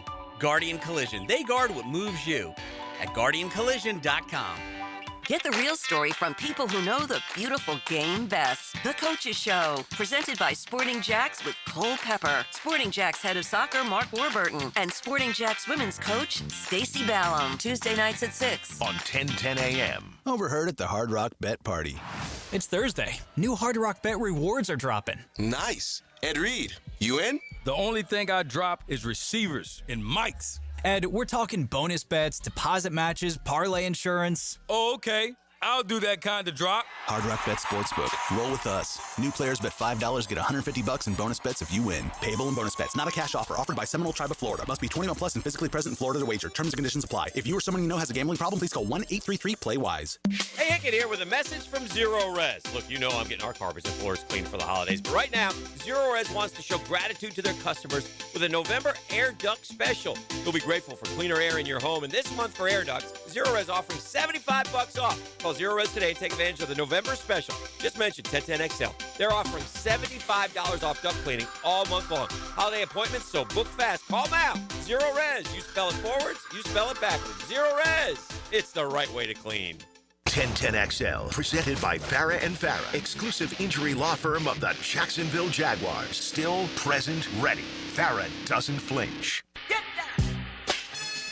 This is the window world of Northeast Florida fifth quarter, flavored by Hurricane Grill and Wings and Apex Roofing and Contracting on 1010XL. They fake the toss. They throw it to the back of the end zone. Caught for the touchdown. A play fake. Tim Patrick in the back of the end zone. A 1-yard touchdown pass. They've extended the lead. How good is that? Frank Frangie on the call, Jaguars radio, Trevor Lawrence to Tim Patrick for the touchdown. Every week here on the fifth quarter, we do give you a play of the game. The play of the game is brought to you by our friends at Performance Painting. RJ, let's do it right now. The Performance Painting play of the game. Now, the Performance Painting high performance play of the game. Performance Painting. Prepare, protect, preserve. There were a lot of plays you could choose from. I chose the Trevor Lawrence to Tim Patrick touchdown, coach, because of the play call. I thought that was one of Liam Cohen's better play calls. We started the show earlier talking about it was probably Liam Cohen's best overall game as a Jaguar play caller. The throw to Munt on that, the fake here, fake there. Oh, that was a phenomenal play. The 4th and 1 pitch to Tootin, and that touchdown to Tim Patrick. Liam Cohen was into his bag of tricks today. No, I thought those two plays specifically, I really liked the fake to two sides, and there was nobody left in the middle with the tight end delay. Yeah. That was a phenomenal play. That worked exactly the way he thought on his game plan sheet it would. And you could tell. And then the run sell it on the goal line, they've already run the pitch play a few times. So they've seen it all afternoon. And then to come back and run that was really a great play call. To update you on the 4 o'clock games, a lot of close games. The Chiefs have taken a lead on Denver. This game is very similar to Jaguars-Texans last week. If Kansas City loses, their division hopes are done. Denver would be 9-2. The Chiefs would fall to 5-5. Kansas City, well, they have to win this game. They have taken a 19-16 lead. There's about 9.5 to go in the fourth quarter. Baltimore and Cleveland, kind of a surprise here, tied at 16 with 5 minutes to go. Rams-Seahawks. Rams holding on 21-19, under a minute to go there. And San Francisco is beating Arizona, the Jaguars' opponent next week. The Arizona Cardinals, they will be 3-7 when Jacksonville goes out there, as San Francisco is putting the finishing touches on a 41-22 lead with about 3 minutes to go.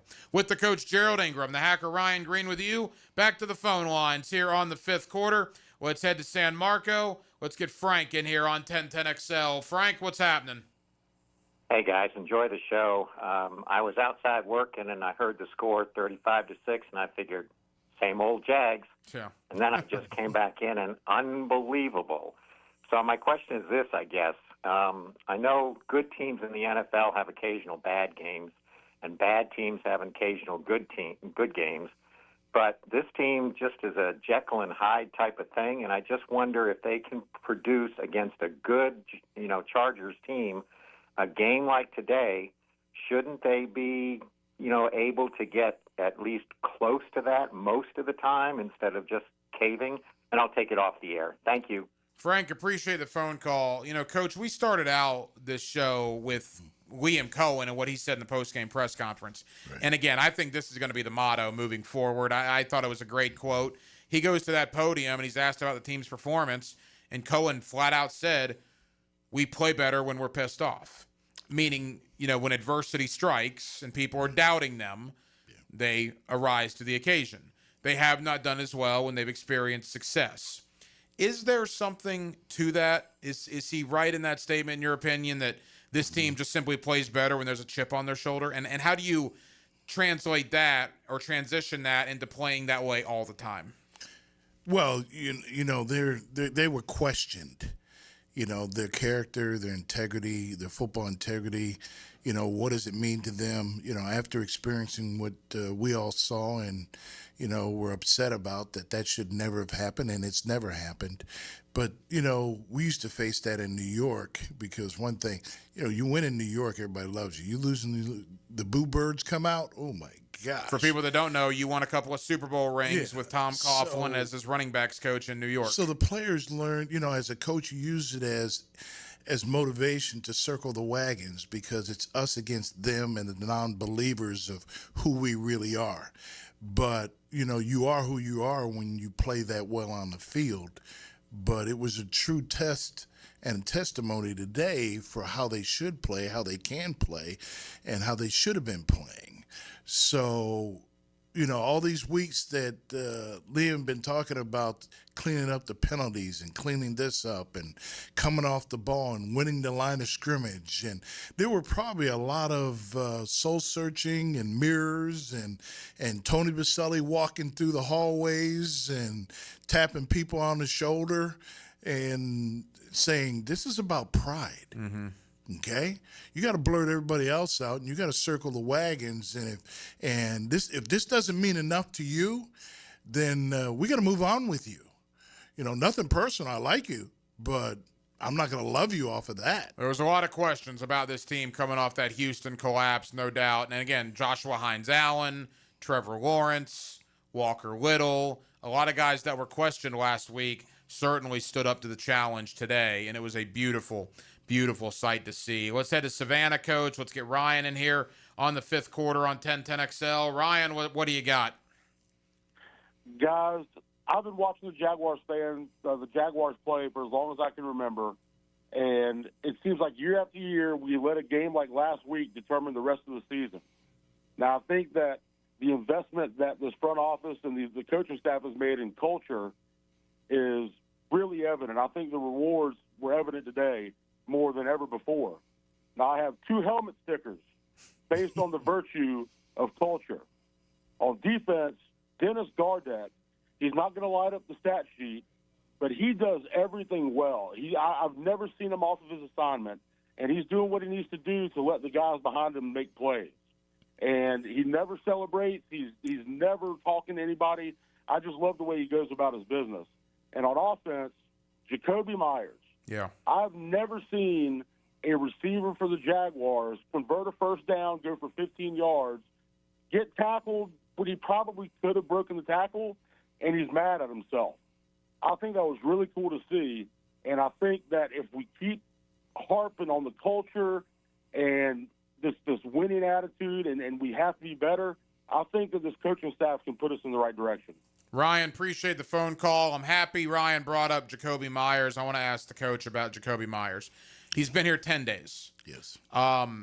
He's been very good in both games. Mm-hmm. He was targeted 3 times last week. After he was here for 72 hours, he caught all 3 passes. Today, he's the leading receiver. I believe he had 5 grabs for roughly 65 yards. I get the sense when Brian Thomas Jr. comes back and he can stretch the field a little bit, Jacoby Myers may thrive in the middle of the field against defenses. When you combine Parker Washington, Brenton Strange will be back as well. That looks like a really, really good trade. And what does it say for Jacoby Myers that 10 days here as a Jaguar, he is the leading receiver and making some huge catches today for the team? What makes that even, a great trade is that you did your homework. The guy was with the New England Patriots, and you couldn't have been with a better head coach, a better quarterback, better tight end, and other professional players that have won. So you brought him into that meeting room of receivers. So you brought a pro in who can show everybody else how it is to be a pro. Now, it may not be the top end of, some of the younger guys in that room, but he has something to give and something to offer. When people, in his position have doubted him and he just moved along. But you got to understand this NFL, that's a testimony of being a pro in the NFL when everybody wants you. Because there's a lot of other players out there, you don't even hear about them anymore. So when people make a phone call and they ask about this kid and how he learns, what he knows, they call Bill Belichick, they call Tom Brady. They did their homework and found the right fit for the guy. Now, it doesn't always work for you. When we brought in Carnell Lake here, he made our secondary so much better in the meeting room because he was such a detailed professional on how to study, how to address yourself, how to address the team. So I see that in this kid that, that's why he's been such a likable guy. He's been through all that. He doesn't take anything personal. He puts it on his back and say, that wasn't good enough. I got the first down, but I could have gotten more. Yeah. Well, you can't settle. That's what you're looking for. He's been there before. He's been around those kind of guys. We don't have enough guys in that receiver. You see enough guys in that receiver meeting room that have been there? So he's the best fit right now. He's the clear leader, and it's not even close. Definitely. And he's only been here 10 You're days. Exactly what you need. Just like they probably addressed the quarterbacks. You got to play better. You can't be a leader if you're not playing at the highest ability of all the quarterbacks in the NFL. Every week here on the fifth quarter, we do give you a special teams player of the game. Special teams player of the game is brought to you by Superior Plumbing. RJ, let's do it right now. The Superior Plumbing special teams player of the game. Jacksonville was built on specialists. Now the special teams player of the week, sealed by Superior Plumbing and Pipeline. So when you don't punt the ball and you don't kick any field goals, it can be hard to find a special teams player of the game. But we're going to give it to Cam Little for being 5 of 5 on extra points.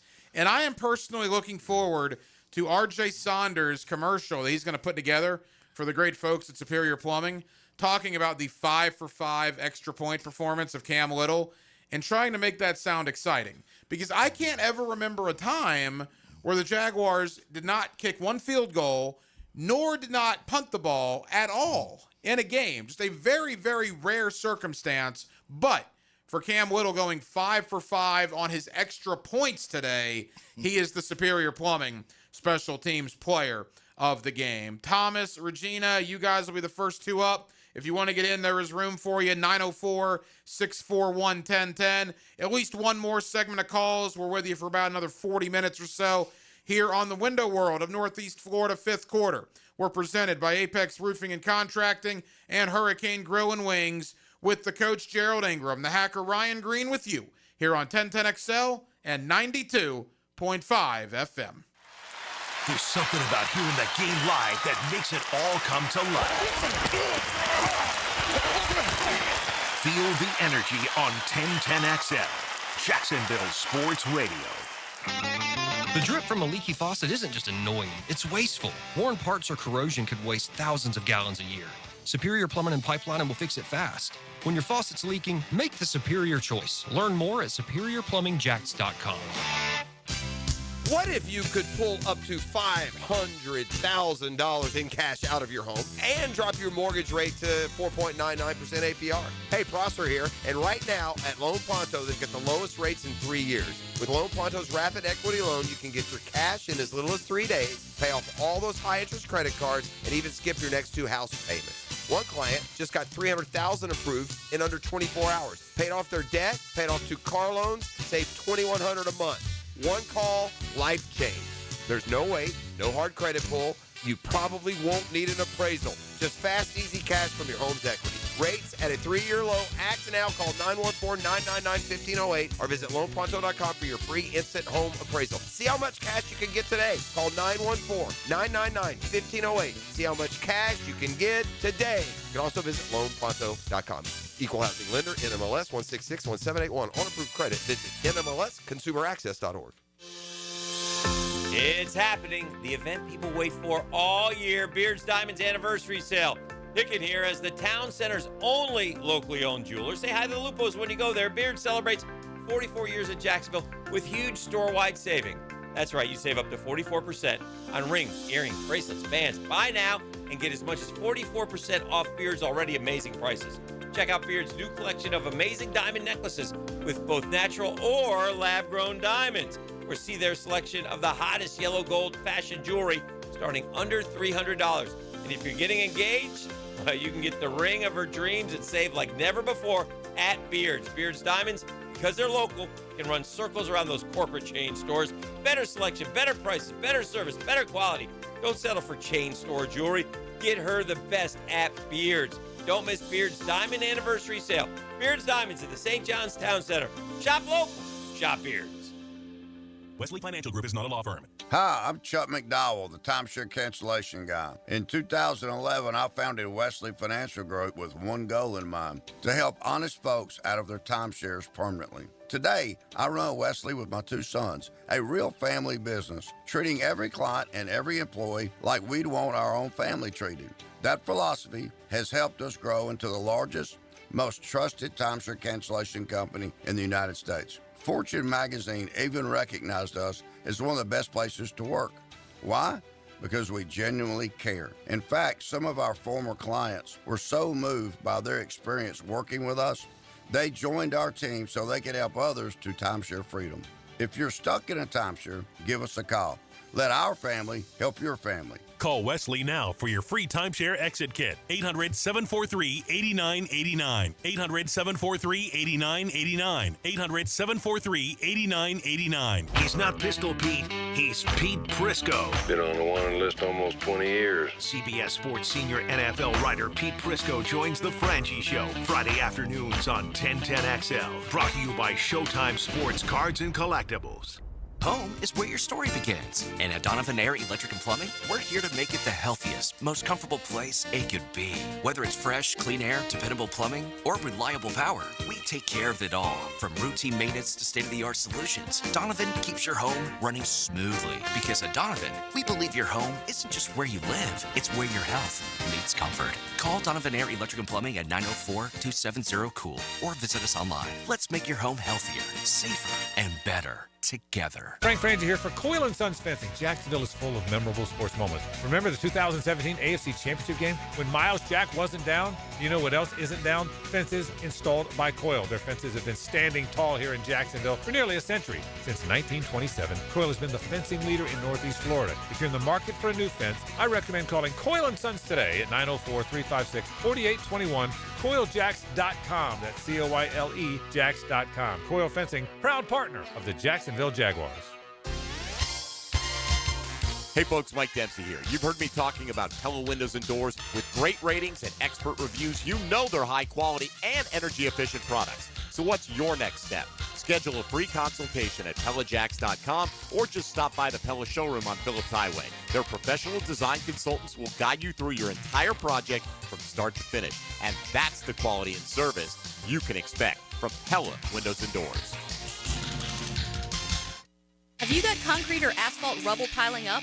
Arcosa Crushed Concrete will pay you for it and recycle it. They're just minutes from Everbank Stadium on Talleyrand. Call Arcosa Crushed Concrete and get paid for what you don't need. ArcosaCrushedConcrete.com. 1010XL, presented by Farah and Farah, exclusive injury law firm of the Jacksonville Jaguars. Focused, fueled, fearless, Farah.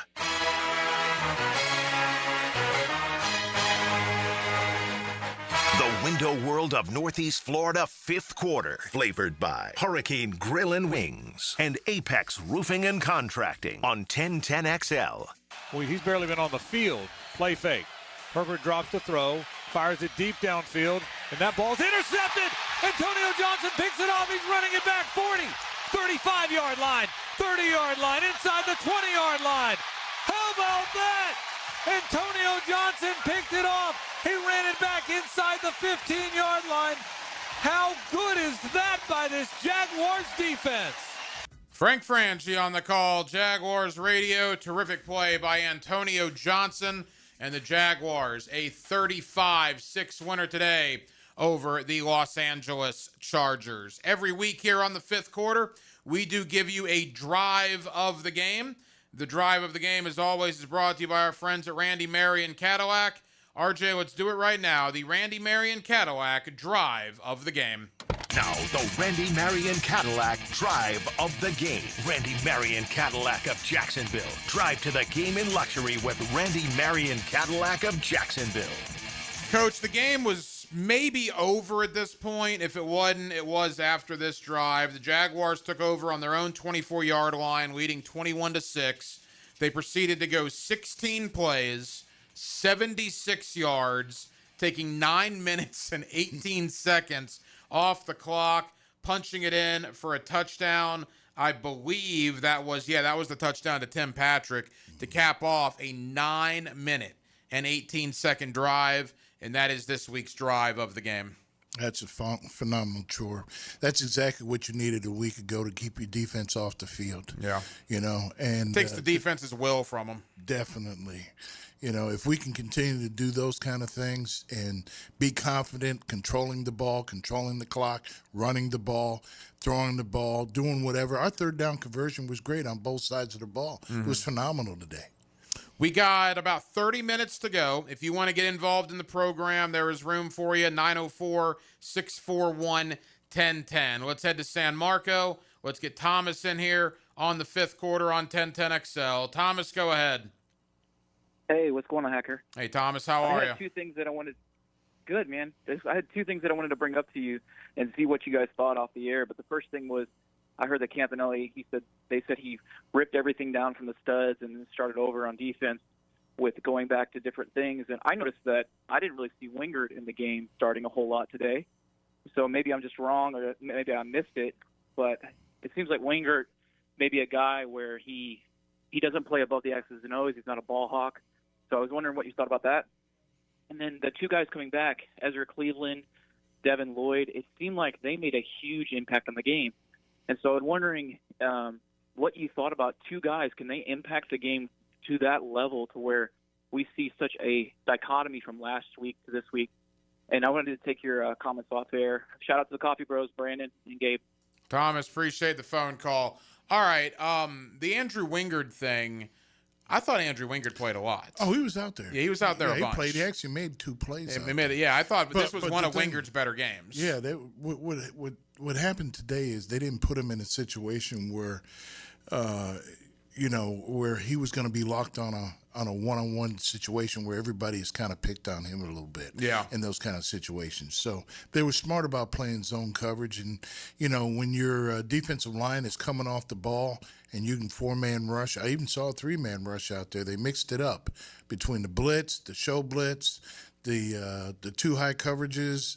They didn't get caught in man coverage like they had in the past. So, when you're able to have a good pass rush and a good combination, I thought it was a good day for the defensive coordinator as well. Yeah, I want to get there. You led me right there. We've heaped a lot of praise on Liam Cohen with good reason. We think it's his best play calling game as the Jaguar head coach. Mm-hmm. The defense got ridiculed like nobody's business this week because, quite frankly, they were bad in the fourth quarter last week, and they weren't very good against Las Vegas either. I mean, Brock Bowers had 1 billion yards against them in the win. And going back to London, I mean, they were not good against L.A. I mean, Stafford had 5 touchdowns. Yeah. It had been a bad game stretch for the defense. Best defensive performance of the year probably today against Justin Herbert and the Chargers. How did Anthony Campanile turn that thing around? Well, I think he probably had to call out some players and call out the defense and same thing. Hey, nothing personal, but the truth is the truth. Okay, it's not good enough. What we're doing is not good enough. We're not getting off the field. We're not making the plays that we need to make. We're not. We're letting a backup quarterback convert on 3rd down like it's nothing. Mm-hmm. People aren't there, and we've got to play better. And it starts at the top. And he probably started with his key players and said, "Hey, my defensive tackles, you're non-existent. My defensive ends, you're non-existent. It's not good enough." That's what they pay you to do. Again, I don't know how much they showed up in the stat line. Strigal had a half a sack. B.J. Green should have been credited for a sack. That was a terrible call on him. So, again, I don't want it to seem like it was Lawrence Taylor out there. I don't want to blow it out of proportion. But I do like those 2 young guys. But I like the scheme that they did today. There was a good mix. There was some stunts. They were active. They were penetrating. They were getting in the backfield. The team, I thought the takeoff was much better. It started off right away being knowledgeable with Walker, recognizing the naked and saying, hey, we're going to hit you in the mouth. You weren't going to fool me right away. So that was good. Let's go to my neck of the woods, to Mandarin. Let's get Regina in on here on 1010XL. Regina, how you doing? Good evening, gentlemen. Good. There were times during the game that I couldn't believe I was watching the same team play compared to last week. Yeah. I agree. I'm enjoying your show. Love your Coach Ingram. I love your comments. I have to give a shout-out to the coaches that whatever they did, because the people can't change that much. Walker Little, last week he was being pushed around. He did. The O-line was there. The other thing is, they look so good because the 49 were just so decimated from injuries. I don't want to overestimate how well they played or underestimate, but that's what I'm thinking, that part of it is because there were so many injuries, and I'll take your comments off the air. Well, I would be careful with that, Regina. We appreciate the phone call. Let's talk about decimated by injuries. The Jaguars don't have Travis Hunter, don't have Brian Thomas Jr., didn't have Brenton Strange, didn't have Anton Harrison, didn't have Jordan Lewis, lost Greg Newsome in the first quarter. Should I go on? Right. If you want to talk about the Chargers not having their 2 starting tackles, all right. The Jaguars arguably didn't have 4 of their top 10 players. Mm-hmm. You could make the legit argument that Brenton Strange, Brian Thomas Jr., Anton Harrison, and Jordan Lewis are 4 of the top 10, a dozen players on the Jaguar roster, and that didn't seem to bother Jacksonville because I heard a Charger media member saying, oh, they're so beat up. Don't tell us about being beat up. We were missing just as many guys as you, maybe more, and that's a 35-6 beating you can carry back to Los Angeles. Well, I think the shock factor hit them today because I think they didn't realize that they were going to get the same team that was there last week. And the shock factor right away was, we were on the attack mode to respond how we were a week ago. Mm-hmm. There were some plays being made earlier in the game, they had a couple little runs here and there, looked like they were going to have opportunities, and then they couldn't convert on third down at all.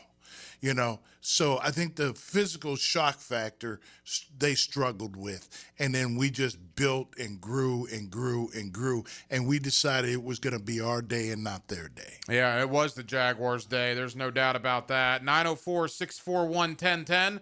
If you want to get involved, phone lines open, 904-641-1010. To Columbus, Georgia, we go. Let's get Chris in here on the fifth quarter on 1010XL. Chris, what do you got?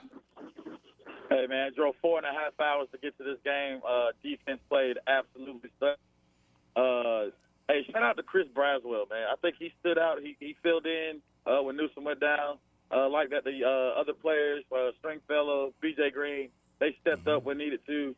I don't know what Liam Cohen needs to do. If he needs to piss him off every week to get his type of performance, then I'm with it. But, hey, go Jags and do ball. And shout out to my dad, Scott, for getting the tickets and bringing us down here. Chris, appreciate it. How about the dad coming through with the tickets? Yeah, Love that. That's awesome. Hey, can you make that flight to Arizona? Yeah, exactly. You know what I mean? You brought us good luck this week. How about coming out to Arizona? Right? It's funny, too, that he brings that up. I was joking around with E.T. before we hit the air tonight. E.T. was here hanging out in the studio. Yeah, I got to find something to make the Jaguars angry.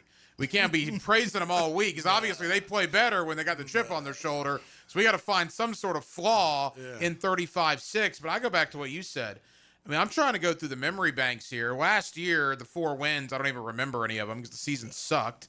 You go back to 2023, there were some good wins, obviously, early in the year. I mean, you probably have to go back to the playoff year of 2022 to find as dominating a performance for the Jaguars as what we saw today. Yeah, it's been a long while. And, hopefully this is the future of Jaguar, so we don't continue to say it's the same old Jaguars. This is a new team, new regime.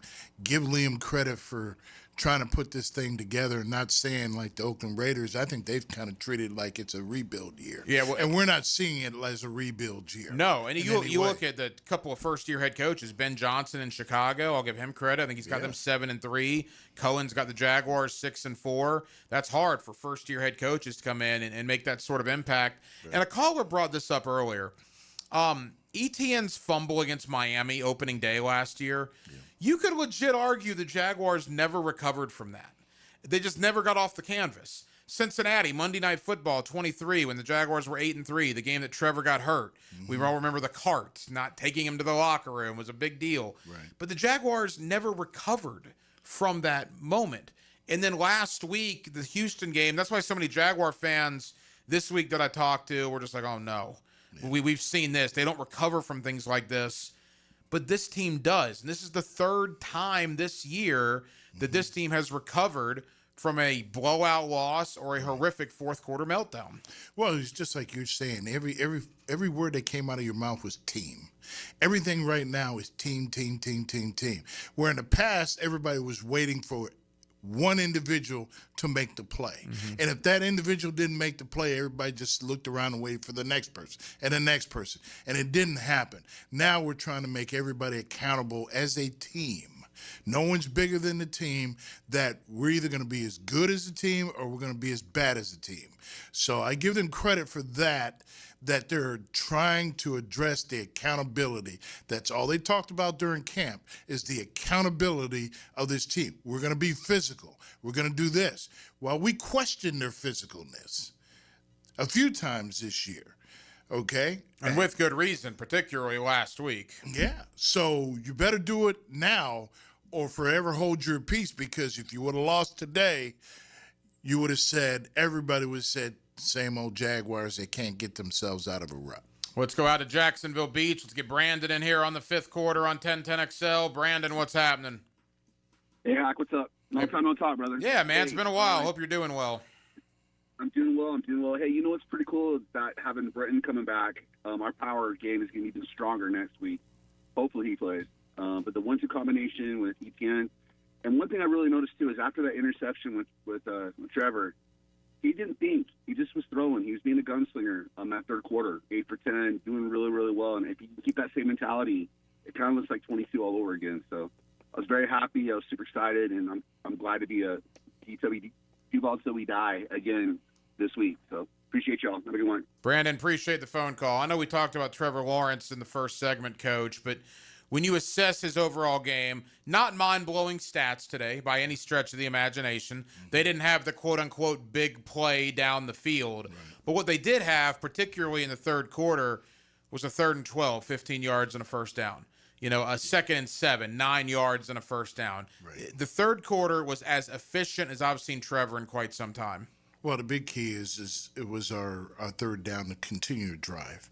And that's what the winning teams do.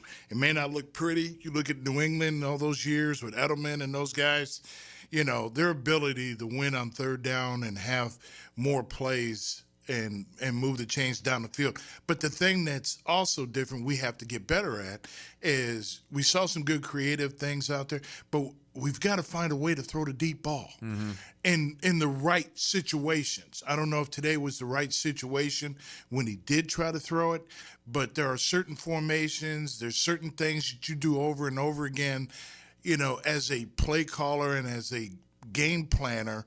There's certain tendencies a defense will have. Now, what are they? You have to study that as much as you can and say, hey, did they get into this? Did they play single high? Was it one-on-one? Do we have to show heavy personnel to get a deep ball thrown? And just, it's one-on-one. It's a 50-50 ball. Let's throw it and get it. Not too high. If it's too high, you want to try and go with a 2-on-1 ball. Right. Okay, so the 2-on-1 ball versus too high and see if he's going to throw it in the hole or throw it in the seam. So there's situations we want to see, and that's where yardage comes into play, is getting those kind of big, deep ball passes thrown. 2 more calls tonight. Last 2 calls I believe we'll have time for. Let's get the first one up. Let's get Mike in here on the 5th quarter on 1010XL. Mike, what's going on? Yeah, so I called earlier, and the question I posed was the way we had played, should we expect nothing less? And I kind of just wanted to expand on that. So I wasn't necessarily referring to the point differential as much as I was. So coming into this game, we were one of the worst penalized teams in the league. And tonight we played almost a perfect game. Is that, do we need to fall somewhere in between? Where is the acceptable range in that? Mike, appreciate it. Look, penalties are a part of it. The Jaguars were committing way too many penalties, and the Jaguars were having way too many drops. I don't know if they had a drop ball today. No, we didn't have a drop ball, but I know what you're saying. But you got to understand, there's certain penalties that are part of the game, and there's some is just bad football. Right. We wanted to eliminate the bad football penalties, that we were seeing, the miscues, the offsides, all those kind of things. The False illegal starts, formations. The illegal formations. We eliminated those kind of things. How a call is made on pass interference. You watch Kansas City. I'm just sitting there to watch Kansas City-Denver game, and it could have gone either way. The guy hooked him, but he didn't make the call. Those things kind of happen. But the things that are just really dumb, or the focus or the pay attention to detail, the bad football things were eliminated today. And, yeah, as a coach, you should expect that every single game.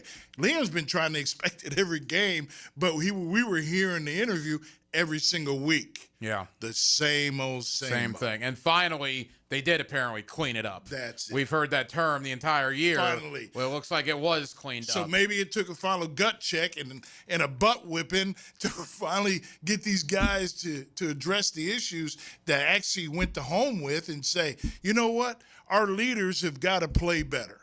Everybody's got to play better. When all of a sudden you chew out your leaders and all these other guys are like, damn. They're human too. Kansas City's about to lose. Denver is about to drive down after a huge play. Oh, yeah, a huge catch. And Denver's going to kick a field goal. Denver's going to go to 9-2. The Chiefs are going to fall to 5-5, barring something very weird happening here. It'd be like a 30-yard field goal to win it. And this is big for Jacksonville because, remember, we already have the tiebreaker over Kansas City. Yeah. And you start thinking about this stuff as you get towards Thanksgiving. You do. The Jaguars are 6-4. The Chiefs are going to fall to 5-5. And you know why I love this even more? Who do the Chiefs play next week? They play Indianapolis at Arrowhead. which is going to be a must-win game now for the Colts at home, or for the Chiefs at home to beat the Colts. I kind of like how this is shaping up, so I really hope that Denver makes this 32-yard field goal here in about 30 seconds. Be in position to be in position. Yeah. Win the games you need to win. Let's get one more call in tonight. Final call of the evening. Let's head out to Yulee. Let's get Michael. Michael, you're the last one tonight. What's happening? Yeah, I just wanted to say with Trevor being up and down this season, he threw the pick, and it seemed like after that he kind of got it together. Did he do good enough today that we think he can build on this for the rest of the year and maybe be the franchise quarterback we thought and kind of some of us know he can be? Michael, appreciate the phone call. I mean, Coach, that's the hope, right? Yeah, that's the hope. I mean, that's up to him. Here's the thing about the NFL. Each game is a different game plan. Every single game. Now, when you play a divisional game, you have to be able to look at what you did in the first game, But you hope that the progress has been made there to take care of the team, to manage the team, and as Liam said, hey, go for it. Go for it. Wing it to a certain degree. I didn't say, the ridiculous throws, but throw it down the field sometimes. If you think you got it and you think you got the one-on-one matchup, throw it. Yeah, that's what you got to do. And look, Trevor played very well in the second half. Jaguars a 35-6 winner over the L.A. Chargers. We'll come back, put the finishing touches on this one. Actually, we'll keep it right here. Does Denver make this? Denver has made it. They have beaten Kansas City. The Chiefs are now 5-5. Denver goes to 9-2. And now the Chiefs host Indianapolis next week at Arrowhead in what is all of a sudden a really big game for Kansas City. This couldn't have worked out any better tonight, having the Chiefs lose, knowing they have to play Indianapolis next week. We'll come back, give you an injury update, and we'll begin talking about the Arizona Cardinals. That's who the Jaguars see next. Wrapping it up on the fifth quarter, the Window World of Northeast Florida. Fifth quarter. We're presented by Apex Roofing and Contracting and Hurricane Grill and Wings with the coach Gerald Ingram. The hacker Ryan Green with you. One segment to go here on 1010XL and 92.5 FM.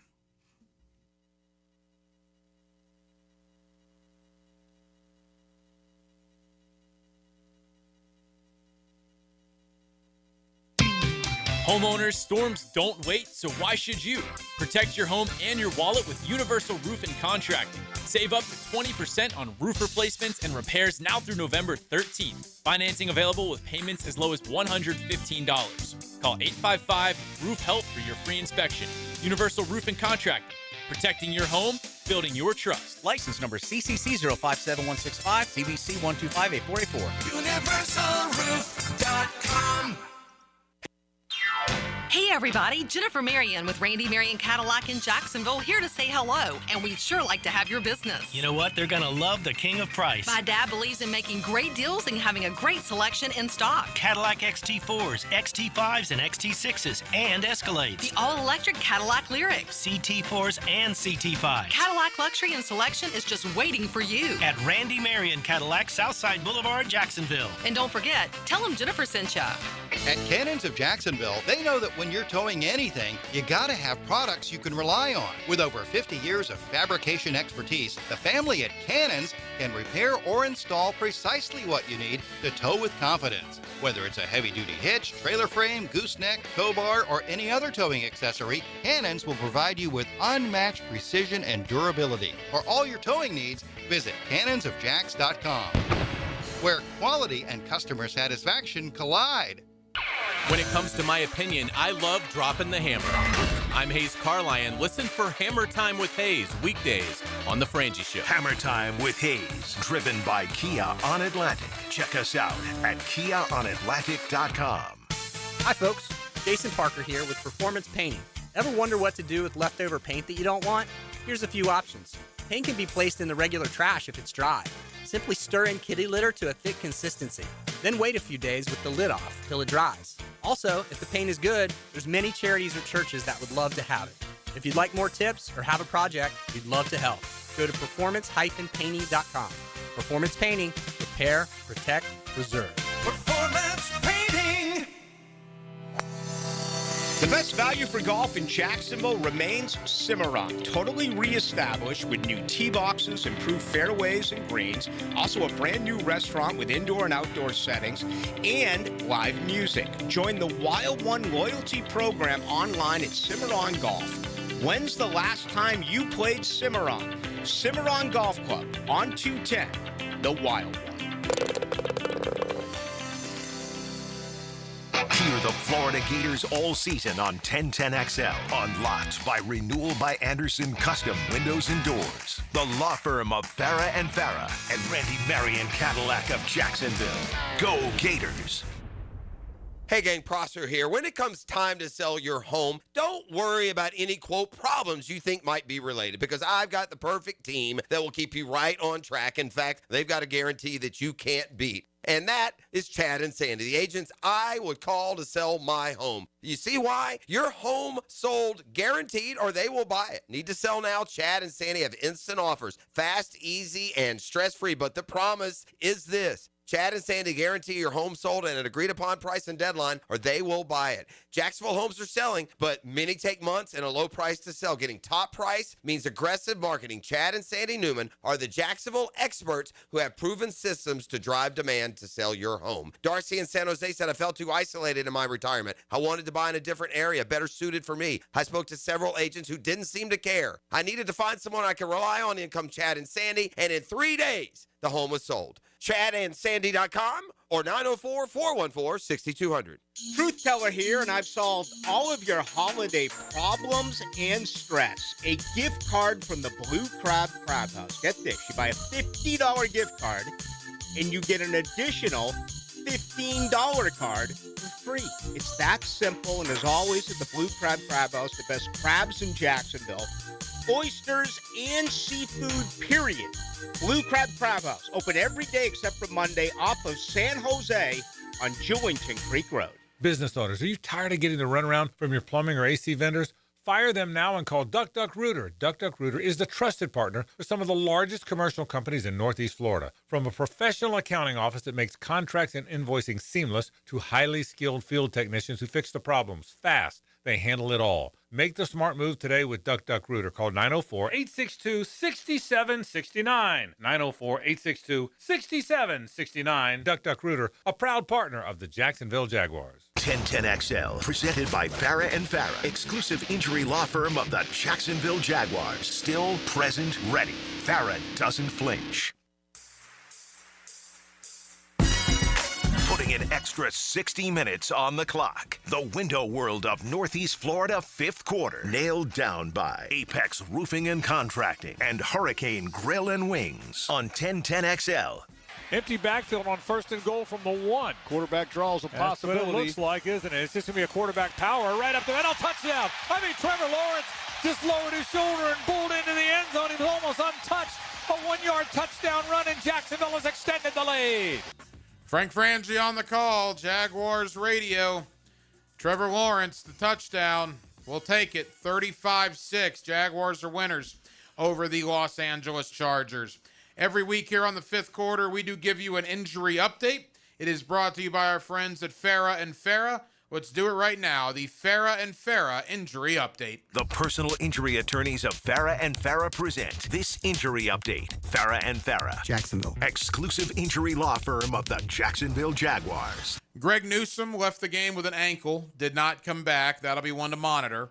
Bashel Tootin left the game, but it looked like he could have returned. Again, that's my perspective of it. He was on the sideline, still in uniform. I believe he had his helmet in his possession, but I don't believe they put him back in. Trayvon Walker, I was concerned about, Coach. He left with a knee, but he did return. And again, then you start talking about the IR guys that are eligible to come back. Brenton Strange, will we see him next week against Arizona? What about Brian Thomas Jr., Jordan Lewis, Anton Harrison? Outside of Travis Hunter, these guys are going to come back at some point. The Jaguars conceivably will be getting healthier as we move on. And let's move on to Arizona, a 3-7 Cardinal team, but you're going back on the road, your third trip into the Pacific time zone. What's your early thought on the Arizona Cardinals? Well, I think if we just play physical and Walker is, I think if Walker's okay, I think we'll be okay. because we saw the balance of having, of pressure from both sides, no matter if it's Garnett, whatever we have to do up front. But I thought he started the day the way we needed, the physical play. We need both of those two guys to play well to win down the road. It's hard to win on the road in the NFL. The Jaguars have won twice in the Pacific time zone, at San Francisco and then at Las Vegas. I'm not sure how many teams in the East Coast have to travel to the West Coast 3 times in 1 year. And I think the number is even fewer of the amount of teams in the East Coast that win 3 times in the West Coast, in the Pacific time zone. Is that a tall order for the Jaguars to do it for a 3rd time next week? I mean, it is for a young team, maybe. I've been in that situation where we had to do it, and we were concerned about it, but we talked about it and practiced on it and drilled it into their heads, and we went on the road and won. We were road warriors. So how you address it, how you handle it, it's the mental aspect of the game and the will and the desire to win the game that you need to win. Yeah, you can do it. As we finish up here, I just think today speaks volumes, and you basically said it last week. This is the NFL. I mean, we were here 7 days ago in this studio. You were in that chair. I was in this chair, and it was just awful. I mean, the mood in this city was just like we had gotten run over by a train. Like, what just happened? The 19-point collapse in the 4th quarter, and now to be sitting here 168 hours later, 7 days later, and you're coming off your best performance of the year this afternoon and beating a really good Charger team. That just speaks to you just never know any given Sunday in the National Football League. And that's the National Football League, but in both cases we couldn't believe what we're seeing. No. At halftime, did you think? We knew that was our game, period. We're closing out Houston. We're done with Houston. 2 wins against Houston. Hey, God riddance after that.